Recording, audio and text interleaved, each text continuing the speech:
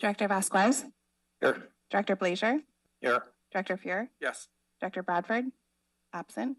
Director Messick. Here. Director Matthews. Here. Director Bishop. Here. And Director Messick, can you lead the pledge? Yes. Y'all please rise and join me for the Pledge of Allegiance.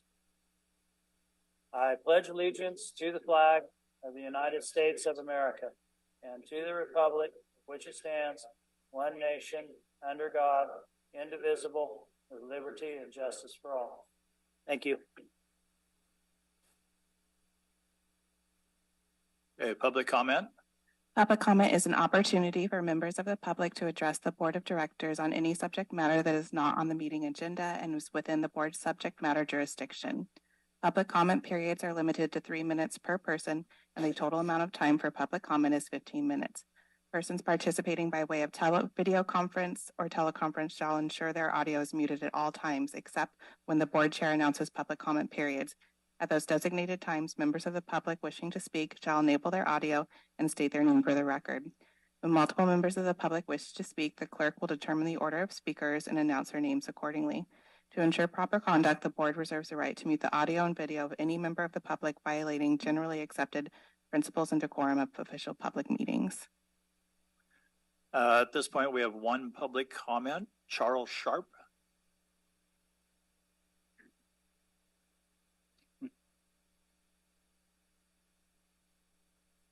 Yes, your sign's here. Right. Good morning, Charles Sharp, Oregon House. I see that the Yuba Water Agency, the Yuba Water Agency is Yuba County's first Blue Zone website. That was easy. All these people working for the agency are already trim and fit, and they know they have a great job working for the agency. If management wants a blue zone it is. Now, try that with Yuba County employees and see what happens. There will be rioting in these halls.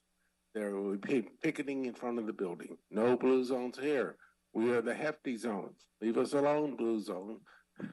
Anyway, back in February, the executive director of the Fire Safe Council, Allison Thompson, did a presentation to some Dobbins property owners about their fuel reduction project in Oregon House and Dobbins.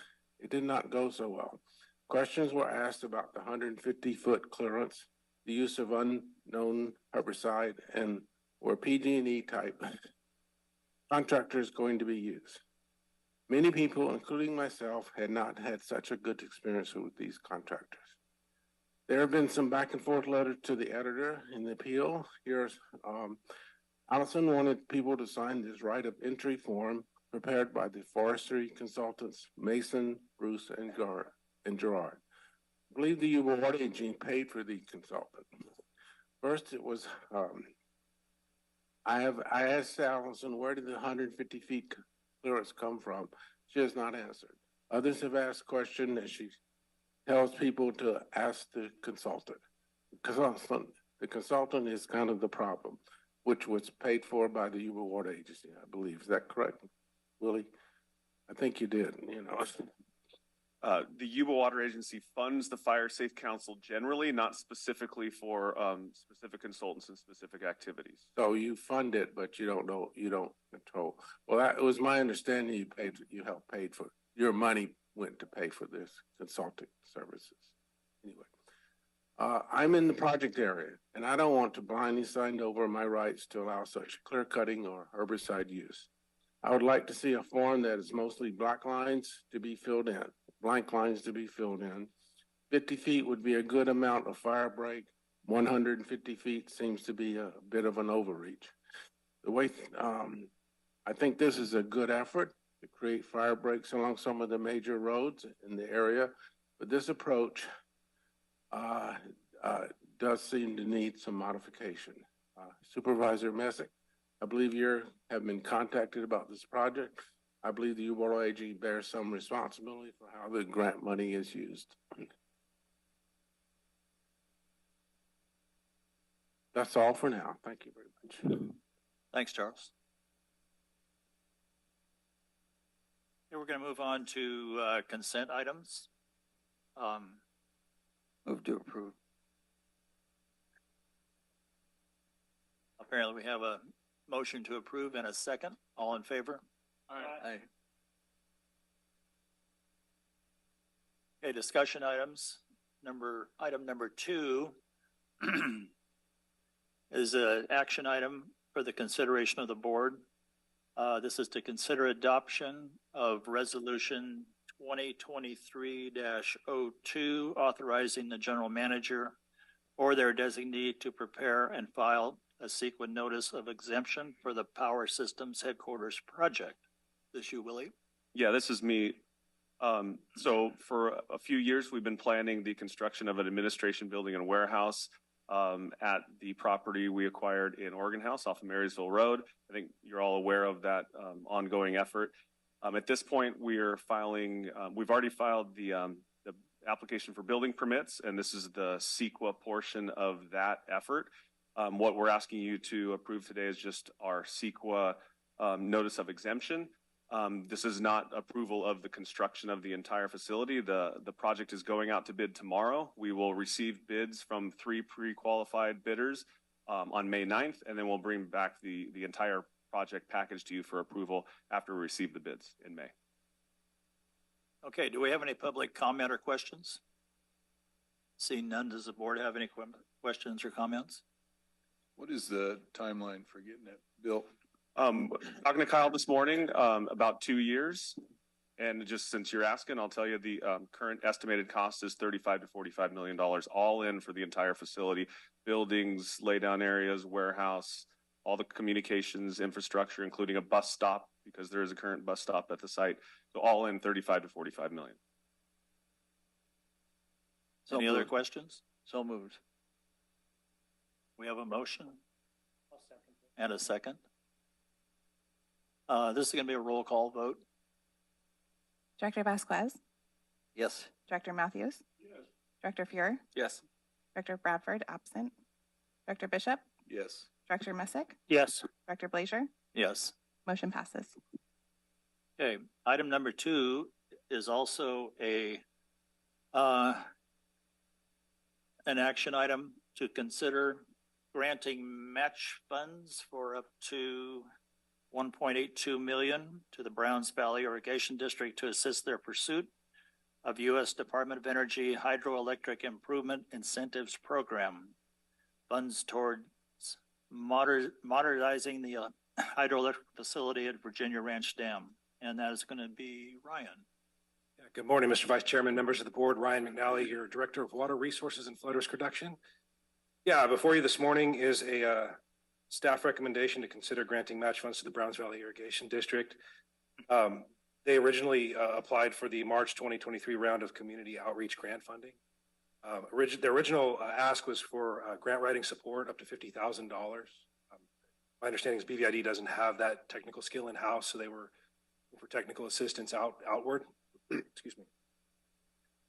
But as we talked through the project and the short timeline for the grant itself, it was apparent that BVID is also going to need a commitment on the match funds to be competitive for that grant. And so the grant window for the U.S. Department of Energy Hydroelectric Improvement Incentives Program is from March 22nd, 2023 to June 20th, 2023.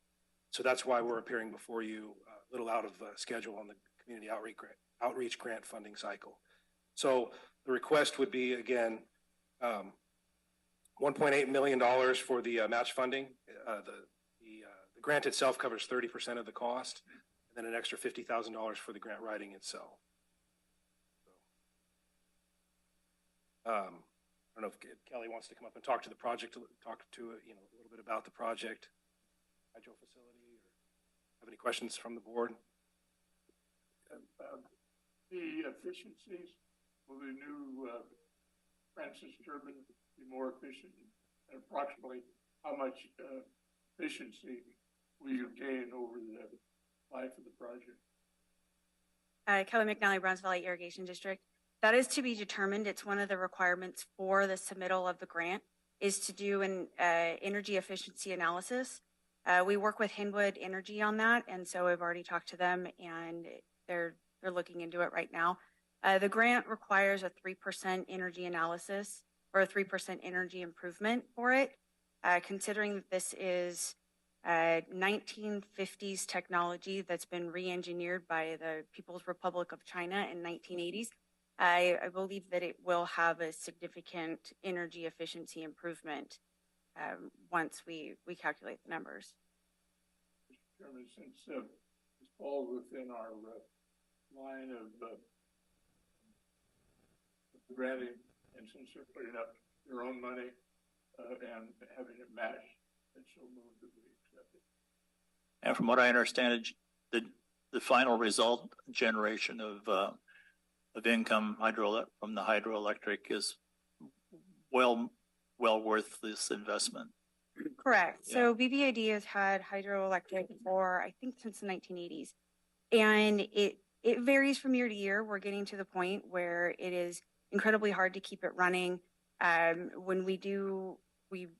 When it goes down, we buy as many parts for it as we possibly can, knowing that we're probably going to end up buying it again. Shear pins seem to be the common one. So last time a shear pin went down, we bought 8 of them, and just knowing that we're going to lose one again. And so for us, it's a great investment. It helps offset the rates to the ratepayers. Average is usually $200,000 to $250,000. It could go up from there depending on the efficiency of it. That if we can keep it running for the entire season, is running right now, and we're not delivering water, so it does greatly benefit BVID and the ratepayers of our area. Do we have any public comment or questions?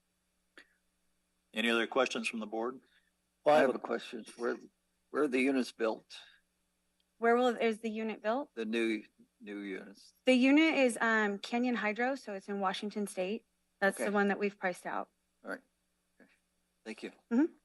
I just had a comment to the chair. If any of you haven't gone and toured that facility, get a hold of Kelly, because I went on a tour with it and of the facility. And yeah, it's antique. What they have there is antique. It really is time to replace it. I refer to it as our dinosaur. So, I mean, it's a challenge to keep it running. Don? Okay, do we have a motion? Oh, I just like Kelly to point out one thing. Kelly, wasn't that unit originally installed at another facility and was brought to Virginia Ranch Dam? I believe so. I'm not positive, Randy. I've heard that. I don't know where it was installed, though. I've heard that story over the years. Yeah, I guess my point is we can also, through the analysis, calibrate whether, normally when a hydro facility or hydro turbine and generator are designed, they're designed for the facility they're going to be installed at. And if this story is true, which we don't know, it may not be the right unit for the dam there itself. So we'll find that out through the analysis. thank you. We have a Okay, second. did we have a motion? You have a motion. And Okay. a second. And a second. Roll call vote. Director Matthews, Yes. Director Fear, Yes. Director Bishop, Yes. Director Bradford absent, Director Vasquez, Yes. Director Blazier, Yes. Director Missick. Yes. Thank Motion you. passes. Thank you. Okay, thank you. We have a couple of presentations. Number 4 is we're going to receive a presentation providing an overview of the power grid balancing authorities and how Yuba Water provides wholesale power to the grid through the CalISO. And that's going to be morning.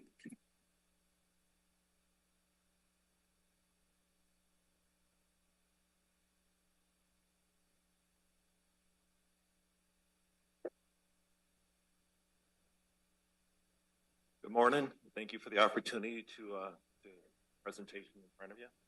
Appreciate that. My name is Maury Miller. We've got Andy Richmond. We're out of the Settlements Office, Water Agency.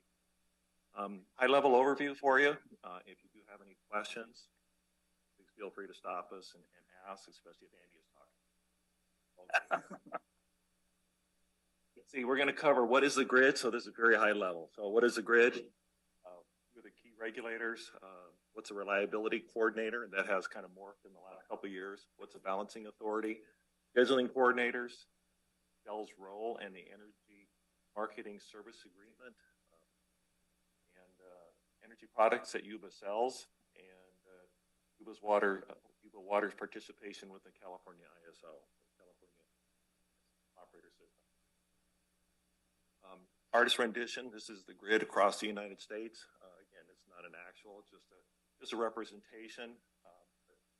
were on the left on the west coast. The east coast is a little different dynamics. They're very much covered with high transmission lines, very well supported. It does raise some different issues for the west coast. You can see there's kind of a hole where Nevada and Utah is. Lends itself to what's called loop flow and loop flow problems. West coast all the way up into Oregon. Washington is very well supported with high voltage transmission lines. We do participate and we get into that system. Well, I was going to say the electric system is one system that commodity is requested, produced, and delivered all in the same instant. Kind of unique. That it is an instantaneous response on the part of generators to provide that electricity. This is just a PDF of the WEC grid. Again, it kind of shows the support system that on the west coast as far as the high transmission line, and again, kind of the circle through Utah where you don't have a whole lot of support, but you do have support, electrical support around the backside. So it kind of makes this big donut on the back. As far as agencies and key regulatory and agencies that we deal with, FERC has the overall jurisdiction and accountability for the operation of the grid, also known as the bulk power system. They contract with NERC, the North American Electric Reliability Corporation, and they're basically the enforcer. They're the entity that provides the regulations, and then they go out and they say, "Oh, you screwed up. You're going to have to pay $2 million." So they are the enforcer for the regulation, and then they delegate down to WEC. WEC is they're responsible for the reliable operation of the Western Interconnect. Breakdown. The WEC is over on the left-hand side. That's where we reside. The Eastern Interconnect is on the right-hand side, and then Texas is all by itself down there. It's called ERCOT. So they're there are transmission lines that those gaps, but they're primarily DC. So there aren't AC lines that connect between all three of those. Primarily just DC lines. Underneath WEC, there's a reliability coordinator function. That function has morphed in the last couple of years. There used to be one entity, RC West, that used to oversee, and they would monitor all of those circles. Lots on there are balancing authorities. The RC would oversee and communicate with all of those, and they're looking for any kind of a problem in that area that could cause the system to fail and drop out. So they were looking at that, but again, the system has kind of changed. Now there's an RC West, and the SPP has taken over part of it. So full participation as far as overseeing the whole Western Interconnect. All of these circles and groups, they're all balancing. Each balancing authority has to confirm actions between all the others if there are any. So there's energy flowing back and forth between all of those different circles. Balancing authority is responsible for generation within its footprint and obviously to serve the customers. California ISO, pretty much contained within the footprint of California. Within that, though, LADWP is its own balancing authority. ID at the bottom. Bank is another one. There's a balancing authority. So the California ISO has to work with all of those entities to maintain the frequency and to watch the power flow between all the different balancing authorities. Make sure that it's all on schedule. The next level down is the scheduling coordinator. Scheduling coordinators work with the balancing authority. So for us, Shell is our balancing authority. The balancing authority is noted up there, responsible for submitting things bids in both the day ahead and the real-time market. They do trades, bilateral deals. They bid into ancillary services. They submit RA plans, resource adequacy. The acronyms, but they submit the resource adequacy plans that are required, and then they 24/7 control room.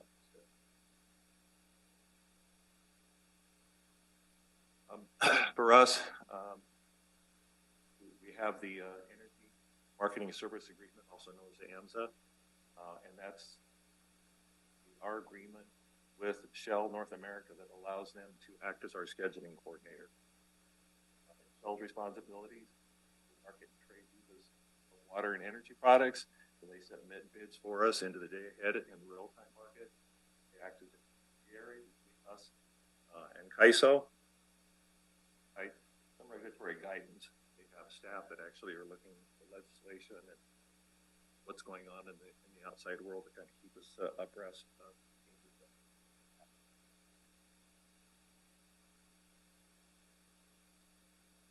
And we'll shift over to just a little bit closer. There we go.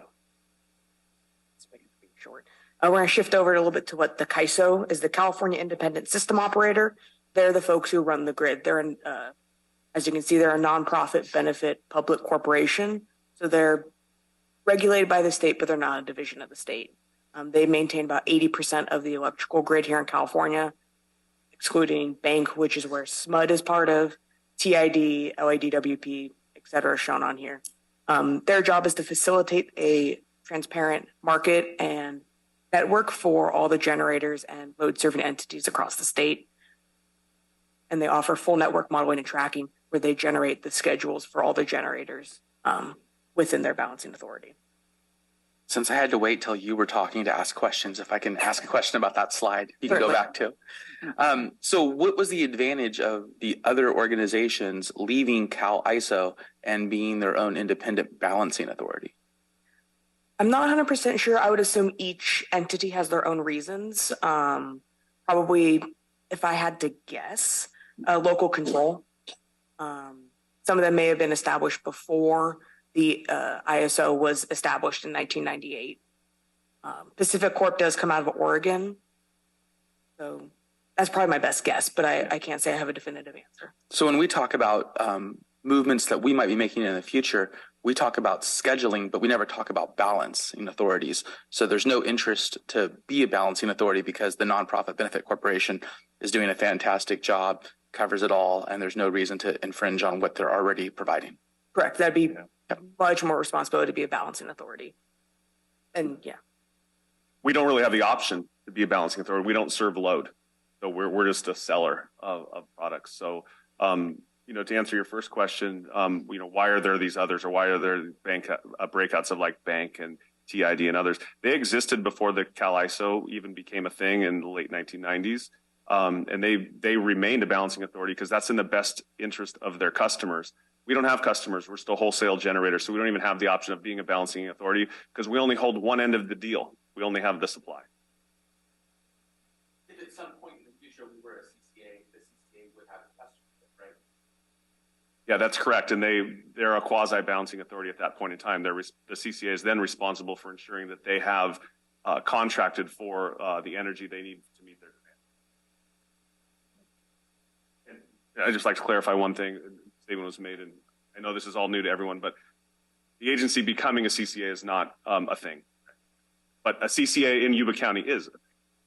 I'm a little bit of maybe ahead, but the problems we've seen is California wants to go to green energy and shut down a lot of generating authorities.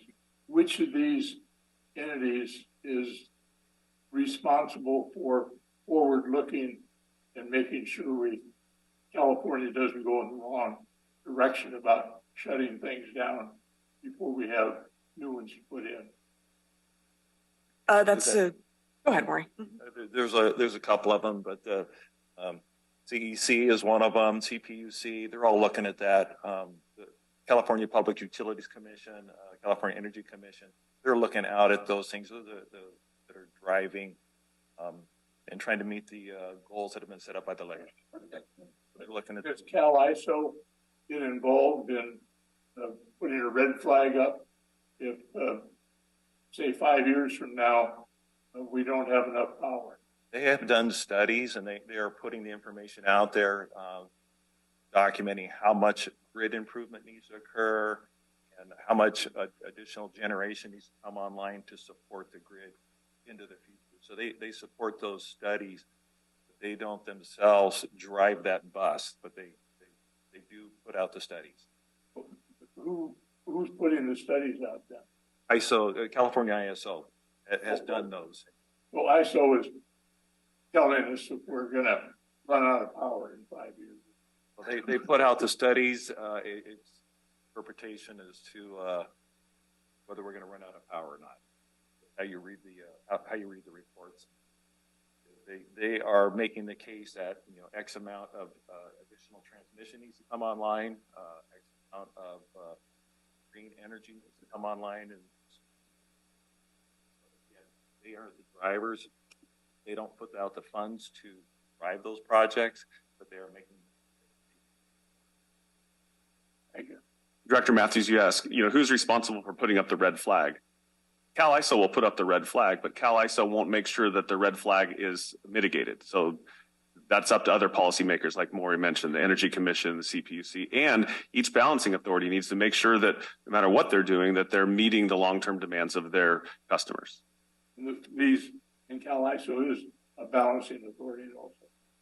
Yeah, they are a balancing authority, but there's other balancing authorities in California, obviously, that also have that same obligation. So they might have a lot of suggestions on how to improve the grid, but they're only suggestions, no real solutions.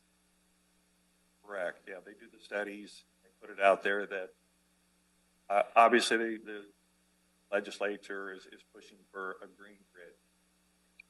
Out there to do that, and I forget the numbers, but the grid's going to have to expand by 2 or 3 running up down the valley. $billions. Yeah. Okay. So geographically disparate balancing authority seems odd, yet LADWP, I understand the southern version of it in LA, but they seem to have a section that's far north, not in LA. And same thing with bank being wildly disparate. Is that because prior to Cal ISO, it covered in fact that large of a geographic area, and then part of it annexed off to Cal ISO, or why is it so disparate? It's the upper portion there is Owens Valley.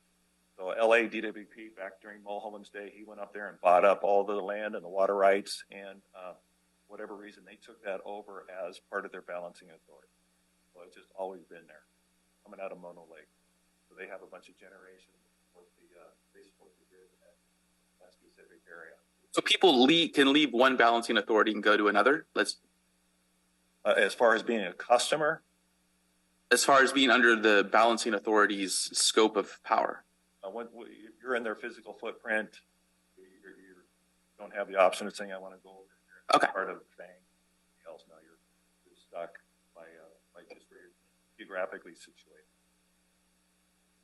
I was gonna, as far as balancing authority, they do a whole lot. There's a whole lot of sales that go on, but their primary goal, what they're looking at, is frequency on the grid. That's what they are controlling. So they are trying to maintain 60 hertz on the grid. Every 4 seconds, they look at the frequency. Frequency is creeping up, so it's 60.02, 60.03. They're going to start shooting signals via computer to generators like ours that are on regulation, and they're going to start having them back off on load. The frequency dips down to 59.97, 60.6.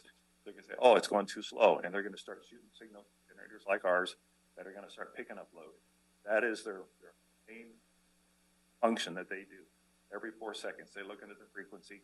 That's how they balance load on the grid. In addition to that, they're looking at all the power flows coming in and out of that balancing authority schedule that tells them that, okay, yeah, we're good. Frequency starts dipping, match on power going in or coming out. That means there's a problem, and that's where they start intervening and trying to adjust it in a more aggressive manner. Perfect. So we'll kind of slide over, kind of a nice little segue into the market itself. There are three main energy markets. You have the day ahead market, and then the 15-minute and the real-time market. And there's where we provide the just regular energy. And then we provide ancillary services as well, which are used by the balancing authority to maintain frequency. Nice little segue there. Regulation up and regulation down are the main two products that are ancillary service products. Those are used in the real time to make adjustments. And then you have spinning reserves and non-spinning reserves. Those are awarded to generators who are on standby and ready to go. Those are mainly used in emergencies when they need to generate power right now. Within 10 minutes of receiving a signal, they can be online and ready to go. We bid in reg up, reg down, spin, and occasionally non-spinning, but that's very rare. We'll go into the day ahead market. This is kind of our main market. This is where buyers and sellers put in their bids. We put in the bids of what we want to generate for the next day at what price we would like to receive. And then load serving entities such as PG&E on the other side put in, here's how much power we think we need for the next day, and here's the prices we're going to pay. Then the integrated forward market, which is run by the CEQA, runs beginning at 10 a.m. and it runs till about 1 p.m. And it establishes each hour what each generator is going to produce, what each load serving entity is going to receive, at what price for each hour they're going to receive that. And we receive what's called our day ahead schedule. That tells us what we're going to generate for the next day. And then from there, we make real-time adjustments, and then there are financial adjustments made with that. So we'll kind of just show, this is what the CEQA runs in their integrated forward market. It is running for thousands of data points for every single hour for the next day. So there's a reason why it takes about 3 hours to run. And it runs multiple times to catch its own mistakes. So what we do is we basically submit a blue line with what we want to generate for the next day at what prices, and then folks like PG&E put in the kind of orangish red line of what they need for tomorrow and what their prices are going to be. And then where the line intersects is the total demand needed and at what price. And then we receive that information. And that's how we generate for the next day. And that's the bulk of our CEQA revenue is based on the day ahead awards. So in terms of a timeline, you have your trading day, which we call a T. And we have, so T minus 7 is 7 days before a trade day. That's when the market opens. So you can actually put your bids in a week early. And they go up until 10 a.m. the day before. So by 10 a.m. today, we had to submit our bids for tomorrow, or Shell had to submit them on our behalf. We send an email to Shell by 9 a.m. of what we want to generate for the next day as part of our OCB team, which is our operator crystal ball. It's a team that we run every single day. We send that to Shell at 9 a.m. Shell submits those bids to the CEQA by 10 a.m. And then at 1 p.m. we receive the results. And that tells us what we're going to do for the next day. And we keep this concept of what happens in the day ahead stays in the day ahead. It's a little bit theoretical, but everything stays one day ahead.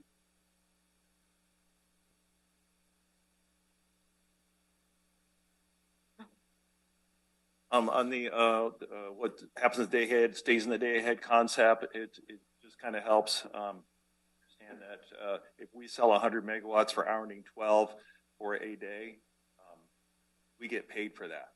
So even if on that day our units trip off and we're not delivering, we still got paid in the day ahead for that revenue settled. They're going to cut us a check. So then what happens in real time now is they say, oh, you didn't generate. We had to go out and buy it to replace what you didn't generate. So now they're going to charge us for that replacement energy. So that replacement energy may be more than or less than what we got paid, but that's just the way the market is. So therefore the statement, whatever happens the day ahead stays in the day ahead. You get paid for that no matter what. So that's going to settle out for you. So the hourly published price, so components of the pricing, got the LMP on the far left and the green box. It's a result of the energy cost, the congestion, and the line losses. The line losses are just the physical loss of energy from the transmission point out to where CEQA takes it.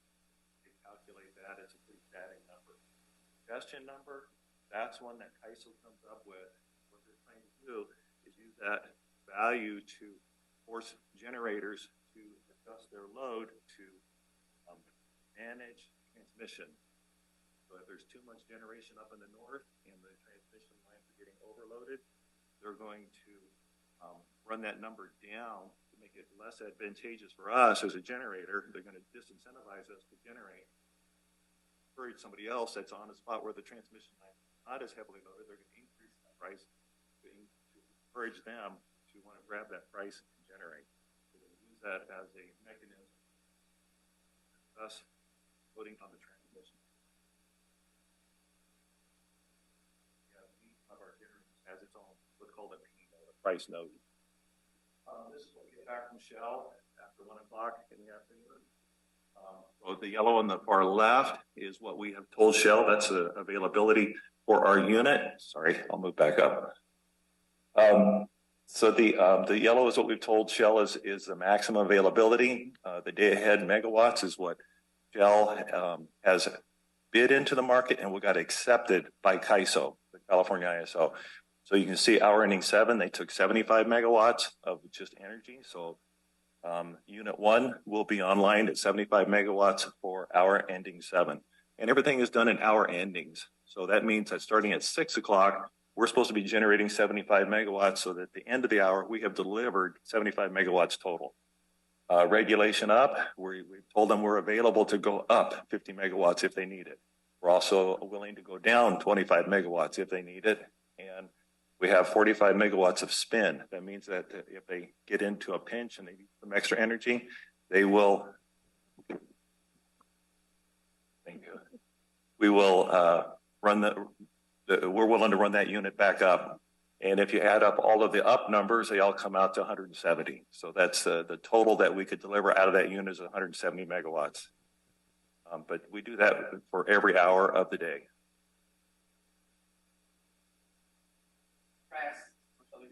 Yeah, of course. All right. So on 11 a.m., we told them we were available for 170. We sold 0. Sold 0. Okay. So what happens when we sell 0? We just sit there spinning. The unit just sits there with basically the valves closed and it's just spinning tied to the grid, and it just sits there and spins. Okay. So we're not making money and water's still pouring through, and so we have lost revenue opportunity? Just a little bit. It's just a very, very small amount of water is going through just to keep it. If you actually close the needles, the unit would actually pull in energy off the grid. So we don't want to do that. So we have just enough water going through to try to maintain a 0 megawatt. Okay. And then on hour 14, we sold 5, and that's why the 165s in the spin is we can go all the way back up to our 170 number, but we only sold 5. Correct. Okay. Correct. And so we are pumping in hours 7 through 10 a lot of water through the tunnel, and then hours 17 through 22 we're pumping even more water through the tunnel. Yeah. Okay, thanks. Yeah. And as opposed to pumping, it's actually pulling water through. So. And there is a caveat to this. This is an old schedule from several years ago, I would guess. We tend to sit now when we go to close to no load, we go to 1 megawatt. So we are actually still producing revenue while we are moving just enough water through the generator to keep it spinning at 1 megawatt. And then the reg up and reg down is actually capacity. So we just say that we're available and ready to go. We don't actually move up 50 megawatts and down 25 megawatts. This is just saying, yeah, we're available, ready to go. And in the real-time market, they actually pull that generation. And if we've had in the past where we're at 0 megawatts, we actually call Shell and tell them in the real-time market, bid us in at 1 to however many megawatts to make sure that that water going through the tunnel is being used to generate energy revenue. Perfect. So in modern forms of this sort, we're never going to have zeros. It's always going to have a number we're always selling. Very rarely it's going to have a 0. If we're not, if we're on an outage, it'll be at 0 because we're on an outage. But we try to keep it at 1 megawatt to make sure we're moving water, or moving energy when we're moving water. And if it comes in at 0, we call Shell and be like, yo, put us in for 1 megawatt. And they do that. I pulled this off of yesterday. So this is Monday's. It's a website, NRG Stream. So it's got the CAISO real-time prices up there. You can see the high yesterday for the Our real-time market RTM energy component was $76.90. For the high, the average was $18 and the low was minus $79. So that was for yesterday's. And then the day ahead market, so that's, we usually bid into the day ahead market aggressively. The high was 106 for the energy component and the average came out at $50 and the low was $3. For where we're at right now, we're running Colgate round the clock. So we're just moving water. So we capture some of the highs, the lows, and by and large, it's the average. And $50 is pretty good for an average price. That's not a bad price for an average for a day, especially this time of year. Can you explain the circumstances where we had extremely high? Was that about 6 weeks ago? It was in January. And what was the supply demand situation there? There was constraints on the gas system. So natural gas was the prices on natural gas on the West Coast were very high. If you looked at the U.S. overall Henry Hub, a central number, that number was average. But importing gas to the West Coast, prices got up to, I don't know, was it $20 or very high? It was very high for natural gas. So you didn't have a whole lot of solar that was available because it's the winter time. So solar isn't as big a factor. So to keep the grid up and running, they had to use natural gas. That drove the prices up, and we were able to. We ended up generating benefiting from that, if you will, during that time period. As the gas drove up, it just drove up the whole floor, and we were there and were able to generate. And we had water to move, so that put us in the position of moving a lot of water at that point.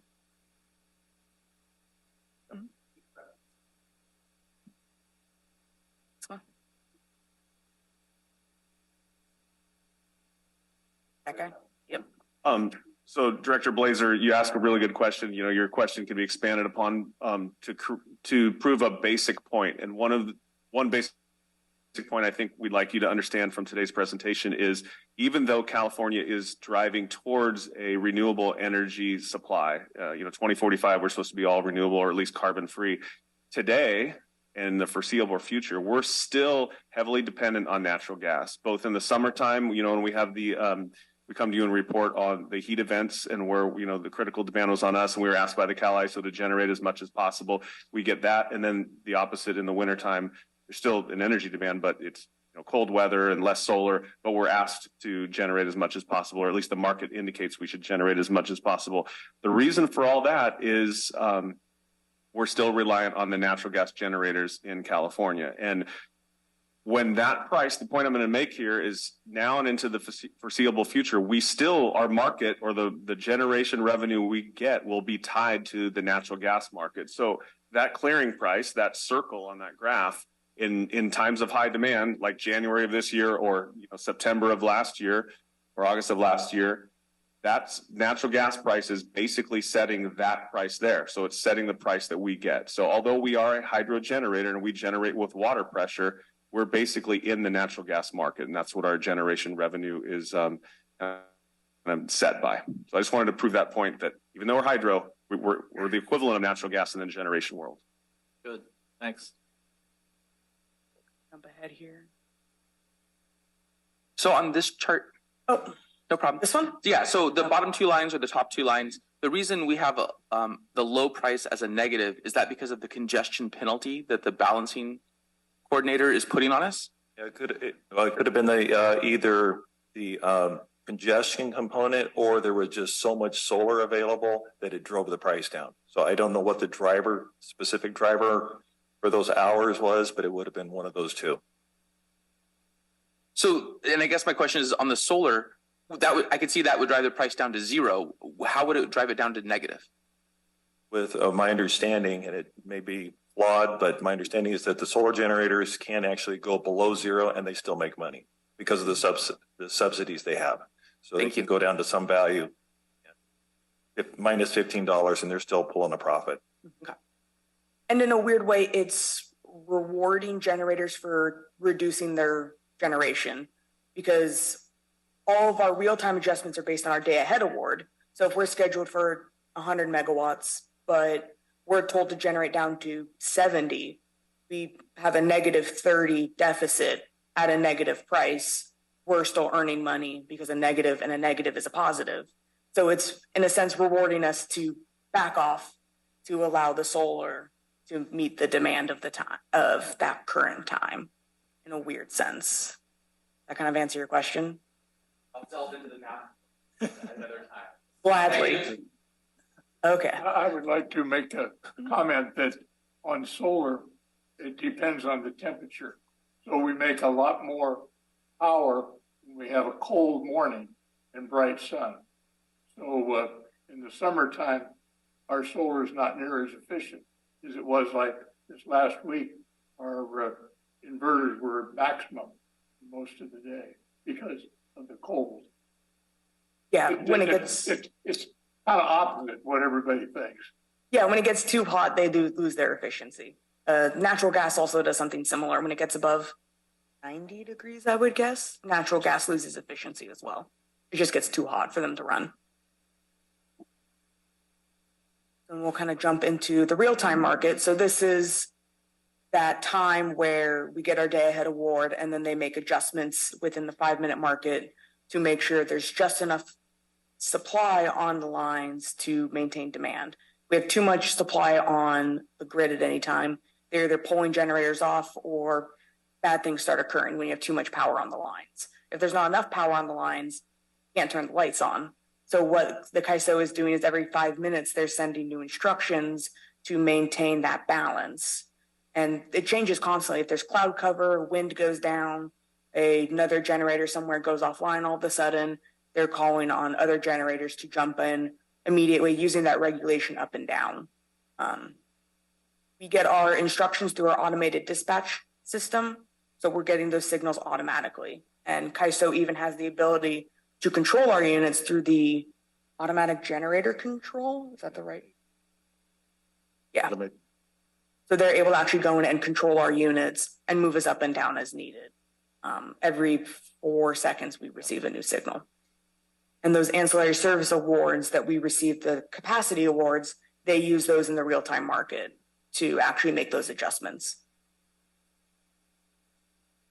So then this is what we call the duck curve. This is the net demand since 2013. You can see back in 2013, it pretty well stayed flat until you got to the end of the day as solar came offline and people are coming home and turning on their air conditioning in their homes.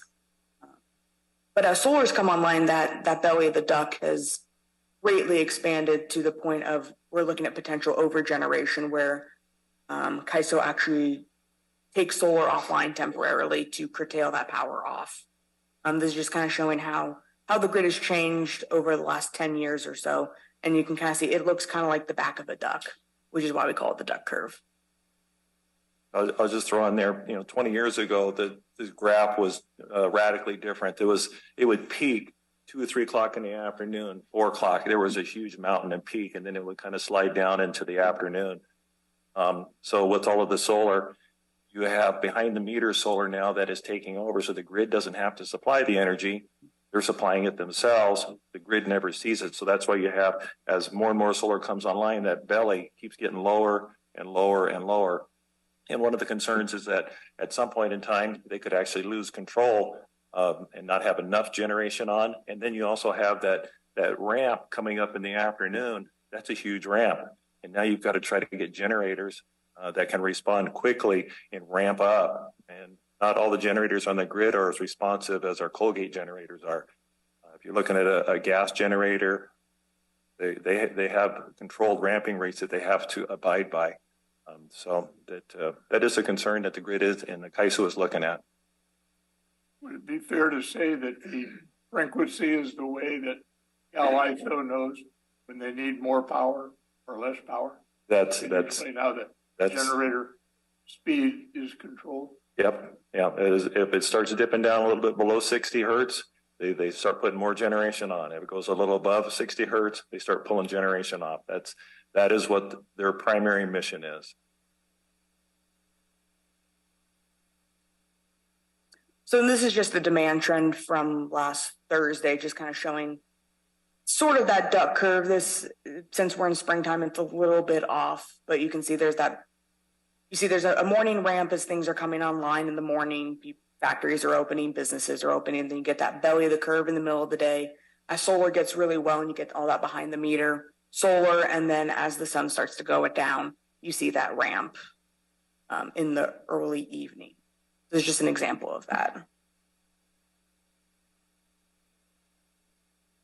All right, resource adequacy is another one of the products that we sell. Resource adequacy was implemented by the PUC back in 2006. And what the goal was to ensure that there was enough generation online to meet the needs. So the load serving entities back in 2006 was PG&E, SDG&E. They all had to look out a year and figure out for every day of the year, a year out, how much load did they need? And then they were under the obligation of the CPUC to go out and contract with generators to make sure that those generators would be online to meet their need. So that's a revenue source that we tap, and they'll contract with us up to a year out for that capacity. If you remember back, Texas had a couple of years ago some power outages. They don't have an RA system there. So it's all real-time energy. And that was one of the things that was pointed out as one of the reasons they had failures is because they did not have generators on that were contracted to be online during that event, during that time period. So it is something that does help enhance grid reliability, and they do pay us for that capacity. Annual plans have to be submitted by October 31. That would be for the next calendar year, and we can also do what's called a sub-RA. So substitution RA, you do that 45 days in advance of the coming month. Kind of hard to see down there, but they do actually have to procure 115% of what their anticipated load is supposed to be. You can see on the graph here over the years. So when we separated from PG&E back in 2016, the revenue was relatively small. For 2022, it's up there. So we've made a lot of money on just that capacity over the last few years. So the revenue going down in 2023, was that because we planned to have the tunnel outage and therefore we sold less RA, or was it just because the market shifted? It was primarily the market shifted. We knew, yeah, that was going to be an impact, the tunnel outage, but we did back out of that soon enough, and Shell started selling RA to compensate for that. But yeah, the prices have shifted a bit. And we haven't sold all of 2023 yet. We are still selling it. Like, based on our current estimates, it'll be about at the 2022 level, if not a bit higher, depending on how prices turn out for the rest of the year.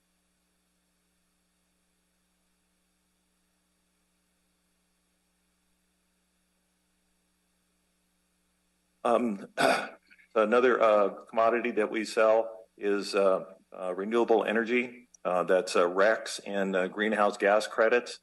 For RECs, you actually have to be under 30 megawatts. So we only have the one unit, Narrow's one, that qualifies as a REC unit. But there is a premium that gets paid for the generation out of that unit. So not only do we make whatever the going rate is for the CAISO market, but a premium on top of that. Entities are going to pay, so load serving entities are going to pay us for that ability, so they can take those credits and apply them to their goals of meeting the 60% carbon free by 2030 or 100% by 2045. So they use that on a yearly basis to try to, as part of their portfolio to meet their goals.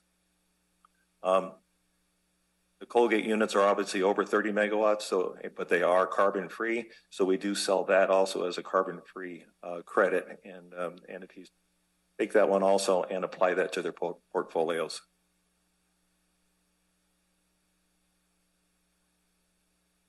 Okay, so we'll finish up with settlements. So we do all that great stuff.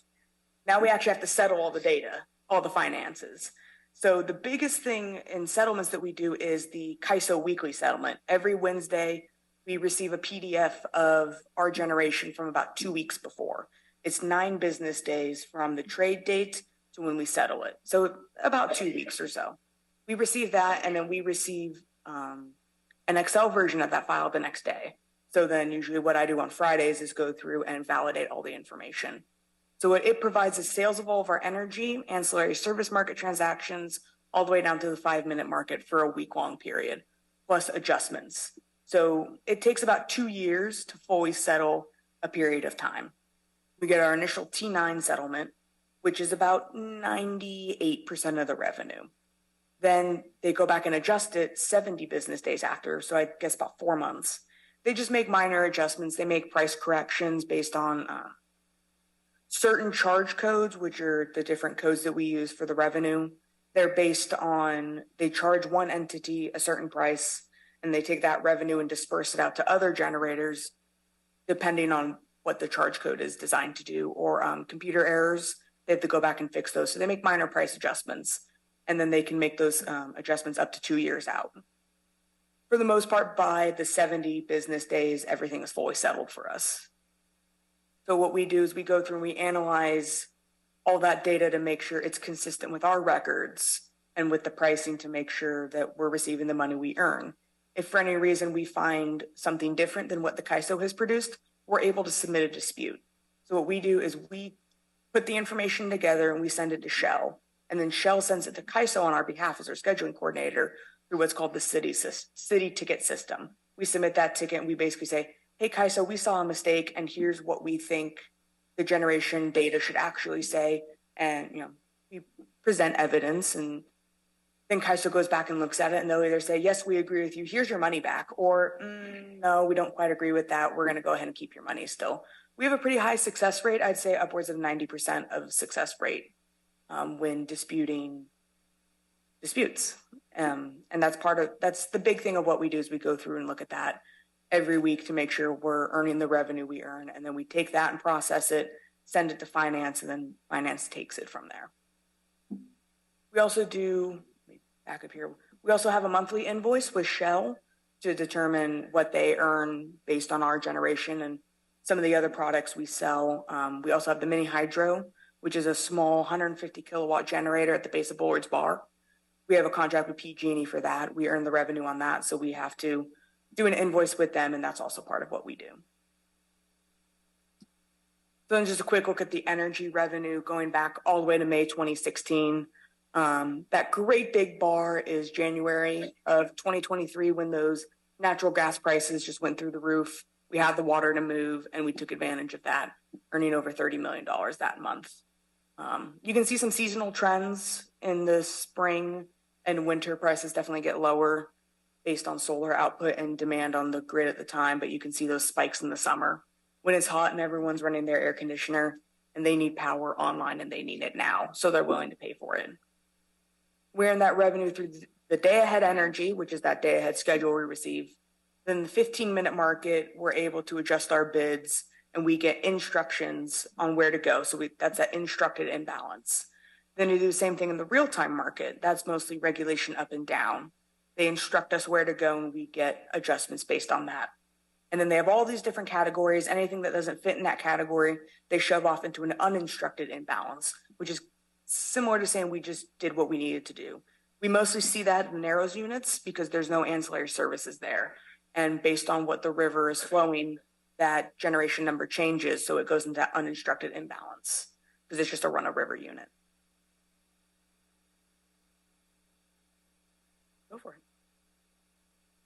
Oh, the world we live in that's dependent on the weather. I'd like you to, we pointed this out before, but I want to point it out again. Why our revenue is, when we give you a budget forecast, which we'll do in June for our next fiscal year, we'll have a revenue forecast that's, related to what Maury and Andy do. And it's going to use some type of average price and average water condition for the upcoming year because we don't know what it's going to be. And here's the proof in the actuals. Look at January of 22 on this chart and look at January of 23 on this chart. That's the world we live in, and that's why we can't tell you exactly what's going to happen. January of 22 is the least amount of revenue we've ever had, and January of 23 is by far the most amount of revenue we had. So it's just 1 year apart, and going from drought to this great water year we've had just wanted to point that out. It's drastic here. It's obviously not like that every year, but look at between 22 and 23. It's pretty dramatic. But that's the end of what we were presenting. If you've got any other questions or comments. I don't really have a question, but I'm impressed by your team. This is incredibly intricate. And I think the agency is very fortunate to have at least the two of you. I don't know the complete team, but it's pretty impressive. I appreciate your presentation. Welcome. My big concern is the fragility of the grid and what's going to fail first.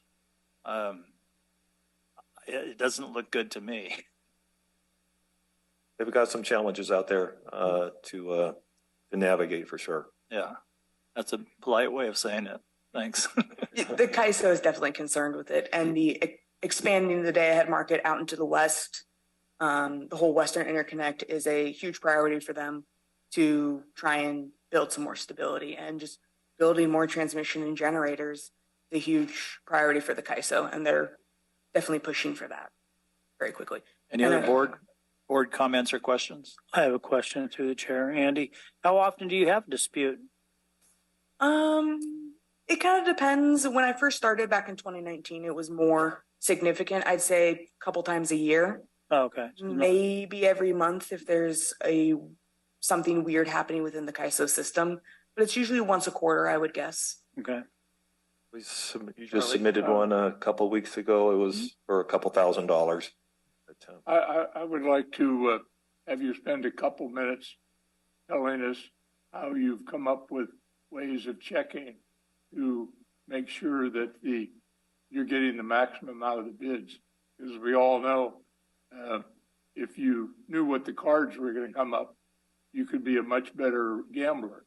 And they have instituted by their own devices ways of telling whether their bids were maximizing the profits. Could you spend just a couple minutes telling us how you come up with these different ideas?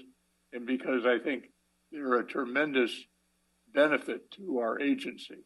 And I don't think we would be doing the proper thing if we heard this presentation without hearing how they've tried to maximize their understanding. So there's a couple different things that we do. One of them, we do work with Shell. Shell monitors the bids and the bidding strategy and the history. So they're giving us input. But I think what Charlie's alluding to, we do actually pull in what the previous day's bids were. And we compare that to what we generated. And so we run a simulation as if we'd had a perfect day. We put all of our megawatts in the highest priced hours. This is how much money we would have made. And then we compare that to what we actually made in the day ahead compared to that number. So we're always looking at that to see what that gap is and make sure you're never going to get it perfect. There's no way that you could have that clairvoyance and pick every single hour because it shifts a little bit. Different factors on the grid, different generators are bidding in, but we're always looking at that, and we're usually pretty close. It's not off by very much when we look at those numbers there to make sure that we're maximizing our opportunities.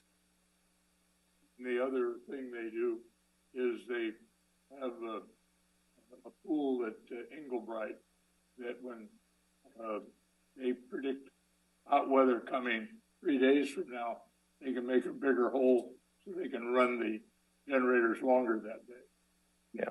These are things that maximize profit to us. And I didn't want to let them off without them being able to tell us that they're looking after our best interest. And I'll add on to that. Maureen's a pretty humble guy. He's not going to tell you all the stuff that he does. So what he just described is what they do on a daily basis. And not only does he have this kind of look back on what a perfect day would have been the day prior and how it all settled out, they also look at, like Director Matthews just mentioned, what weather is upcoming. And so is tomorrow going to look like today? And if tomorrow's going to look like today, well, then we'll implement the same bidding practices yesterday with some minor tweaks to try and achieve perfection. But if tomorrow's going to be different, we might do something different. If tomorrow's going to be less demand, we might hold back water. If tomorrow's going to be more demand, we might increase our generation for that day, utilizing the Englebright pool. So we kind of manage basically on weather, whether it's a storm event, like precipitation or snow, cold event, like a big demand in other areas like the Pacific Northwest, or a heat event like we see every July, August, and September. That's what they're doing. Another point I'd like to make is this group, group I call the OCB group, the Operators Crystal Ball Group. They get together every day at 8:30 during the weekdays, and they do this exercise. And it only takes them, about 10 to 15 minutes. And if all else is equal, it's 10 to 15 minutes of get together. What did we see in the market? What do we want to do tomorrow? Okay, that's what it is. And one of them is designated to send Shell the email of this is what we want to do tomorrow.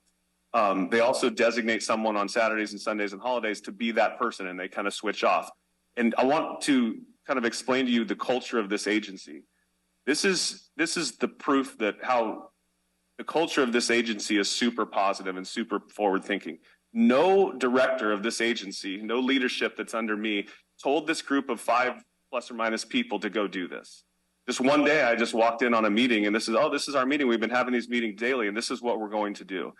They did this all on their own to maximize the benefit of our generators, but also they love their jobs. They love this work, and they wanted to do it to the best of their ability. So I just wanted to give credit to Maury and Andy, but also there's others in this room and not in this room that are in this agency that have implemented this just based on the freedom to go do the best we could do here at the agency. And that has to be pointed out as part of this presentation. Thank you. Thank you, Willie, for that. Yep. Thank you very much. Any other comments? Okay, we're not done. I'm sorry, Don. So we created an ad hoc at the last board meeting to review the Shell EMSA, which you just got a quick one slide on. Since that meeting, we had the ad hoc meeting. We reviewed the changes to the Shell agreement, and we have since executed the new Shell agreement. So starting April 1st, that agreement is in place with all the benefits that we negotiated. And I have to compliment Maury and Andy. They were the chief negotiators on that, and they were given parameters by me on, what to go negotiate. And I think they brought back a really beneficial new agreement that, like we discussed, will last the next little bit less than 2 years or 3 years. Sorry. Okay. Wonderful presentation. Is it accessible by way of the web page? It'll be available later this afternoon on Board Docs. Perfect. Thanks. I had one more question. Is there anybody else from your team here? In terms of the settlements team, it's just the two of us. Okay. As far as OCB, we got John sitting there. He's part of it. Big instigator in getting that off the ground. So. Okay.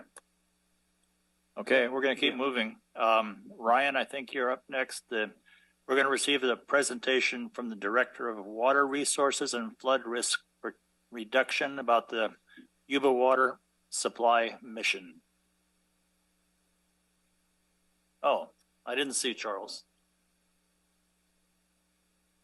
We have one public comment. Gentlemen, thank you very much. Director Fuhrer, the load balancing authority is a computer. People that own the computer just make sure it's got power and it's the software up to date, but it's the computer that actually does all the work. Gentlemen, the water agency is in the electrical generation business. Your peers are PG&E executives and directors.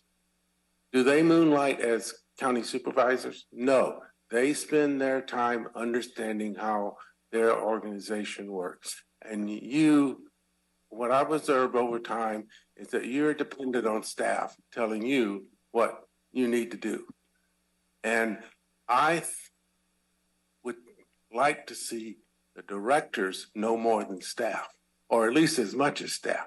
So you can ask really good questions of Willie and the staff, because you know as much as they do. Right now, you're kind of the recipients. You're learning. Well, reach out and, to me, find out what your organization is doing so you can do a better job of directing the staff to do and working back and forth with them. That's my suggestion. Thank you. Thanks, Charles. Okay, Ryan.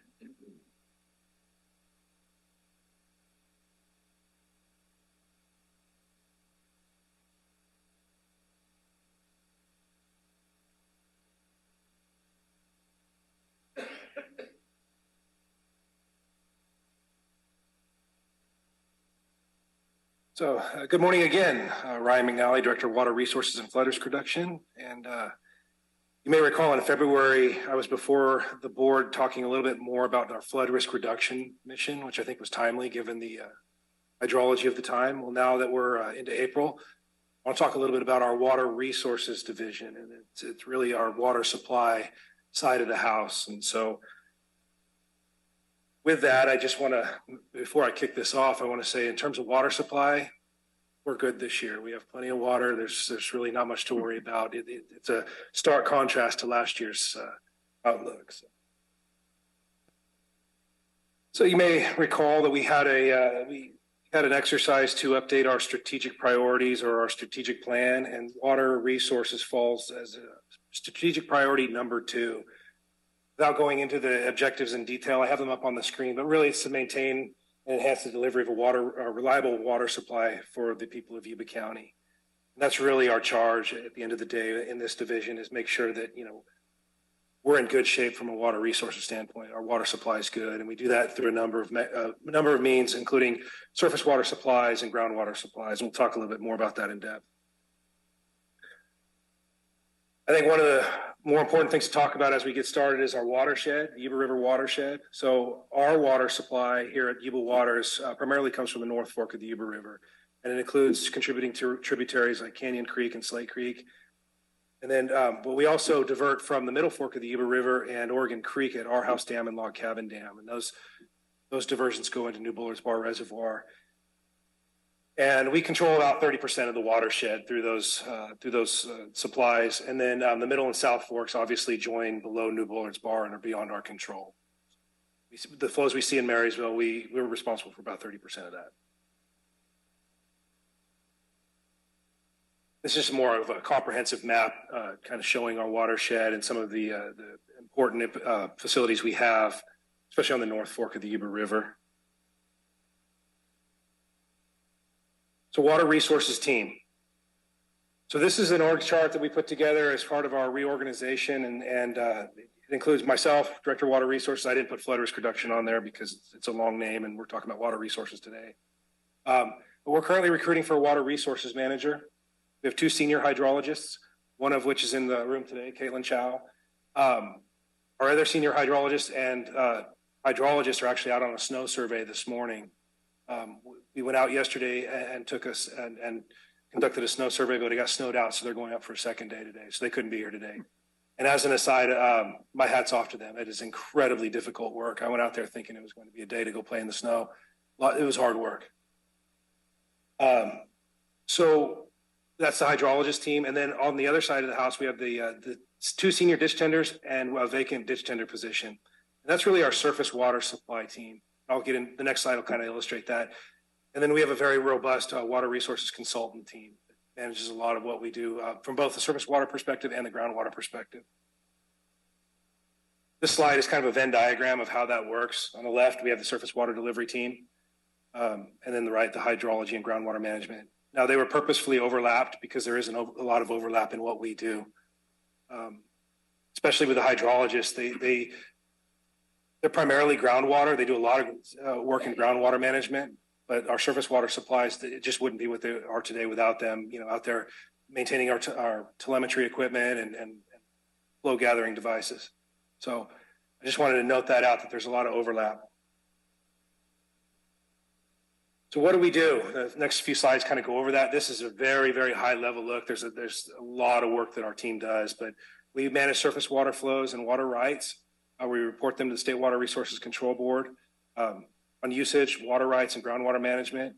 And we manage the groundwater basin through a complex network of monitoring wells. And on a later slide, I'll show that, just how intricate that really is. Monitor the snowpack in the Yuba watershed, manage grants associated with surface and groundwater supplies, and annual reporting to the State Water Resources Control Board and FERC regarding surface water and groundwater conditions. The other thing we're going to talk about is delivering surface water to our partners. We maintain that surface water delivery on the infrastructure on the south of the Yuba River for South Yuba County. And we're the primary interface for our farmers in Yuba County. And you may know that them as our member units. We'll talk about that as well. And then I couldn't have the slide. I had to add to this slide the last bullet, more responsibilities on the heels of new regulations every day. there's always a new bill being floated around. There's always new regulation that we're nimble enough to respond to. And one of those that I don't have in the slide deck today is recently there was a governor's executive order on well construction in the state of California. There had to be an approval process through the county building department to construct a new well in the state of California or remediate a well. Well, the county doesn't have the technical expertise for that. And so that's where we stepped in and helped the environmental health department. At every new well that comes in, that gets sent to our technical team for review and subsequent approval. And our groundwater basin is in such health where it's almost a rubber stamp. We know that a new well in our area or in our basin's good to go. And these are not wells in the foothills. These are wells on the valley floor in the groundwater basin.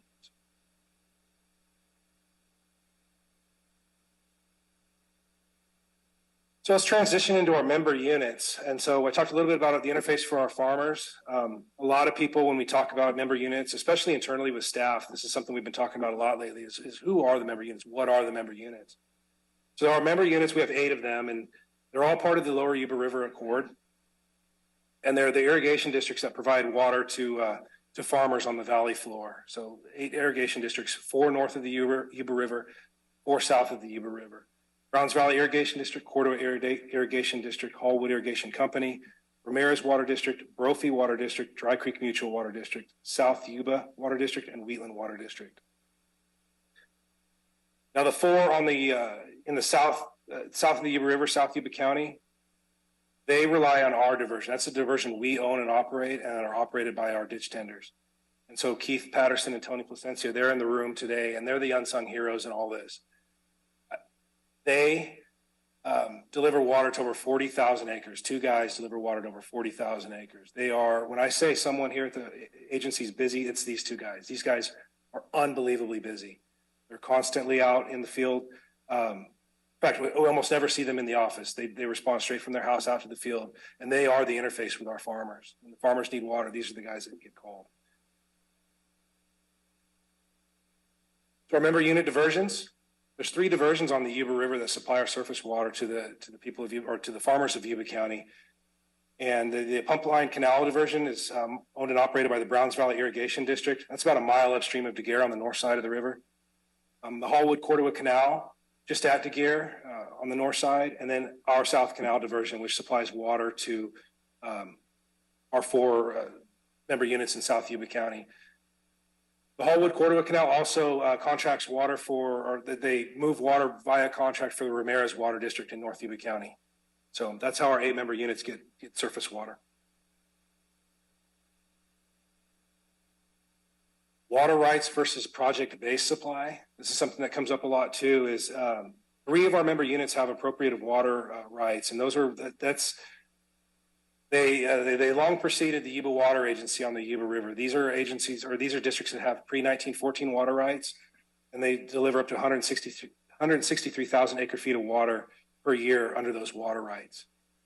Now, a project-based supply, that is water that is purchased from the agency from storage at New Bullard's Bar, and it's delivered to these member units at a cost. Now, all the member units, including the water rights holders, purchase project-based supply at a rate that's defined in the 2016 Water Supply Agreement, which we'll get into here in a second. But we deliver up to 238,000 acre feet of project-based supply per year to all 8 member units. So it's a complex equation that goes into it in terms of when water rights are being used and versus when project-based is being used per the member units. So again, I talked about this a little bit. 3 member units have a pre-1914 water right, and then 5 rely solely on project base. Now it's worth mentioning that the 3 member units that have a pre-1914 water right, when they divert water under those water rights, that is at no cost to the member unit. We recognize their sovereign water rights, and they're provided free of charge. That's their water. It flows through our facility, and they're able to receive it without charge from us. I would beg to differ with you on the charge. We'll talk about it later. Thank you.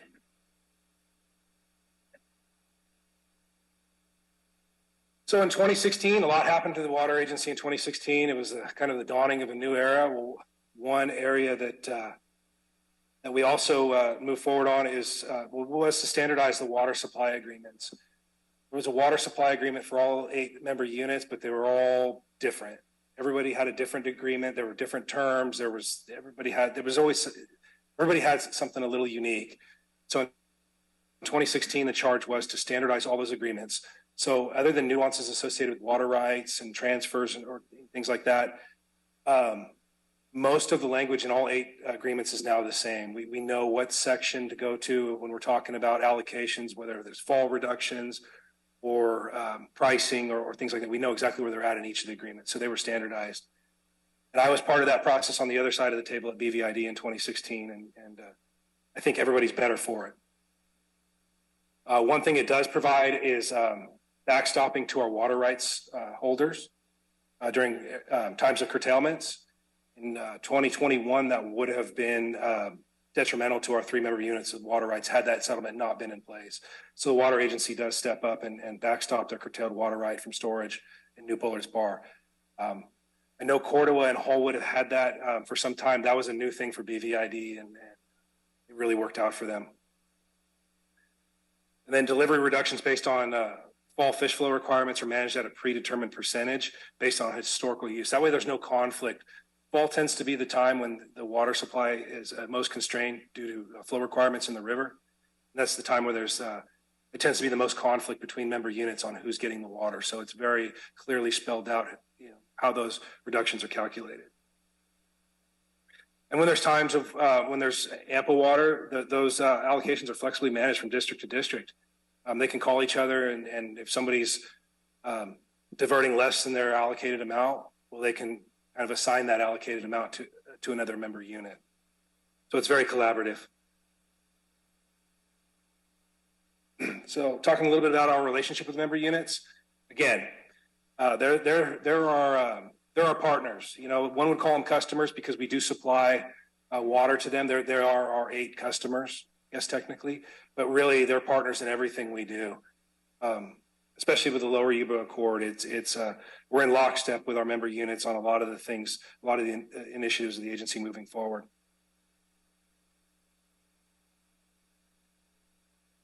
So again, kind of a little more detail on the South diversion. This is where it's a little bit different just because we do the operations and maintenance for the South diversion on behalf of the 4 South member units. So we're responsible for maintaining the South diversion and many miles of canals and turnouts and weirs and gates. The list is long of the amount of infrastructure that we maintain. We do that on behalf of the South member units.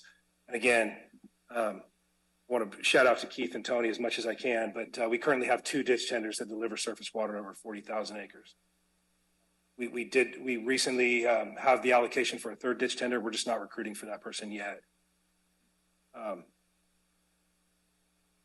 High water events often deposit gravels that obstruct water from reaching the South diversion. And so it's our responsibility to get into the river and dig those out, which is a huge project for us. And it's a huge loss of sleep for me as one thing that I thought I was leaving when I left BVID, that was my biggest thing that kept me up at night was losing the channel, the diversion channel. I thought, okay, well, I'm going to put this behind me. Well, now here I am again, staying up at night, thinking about how we're going to maintain our diversion channel.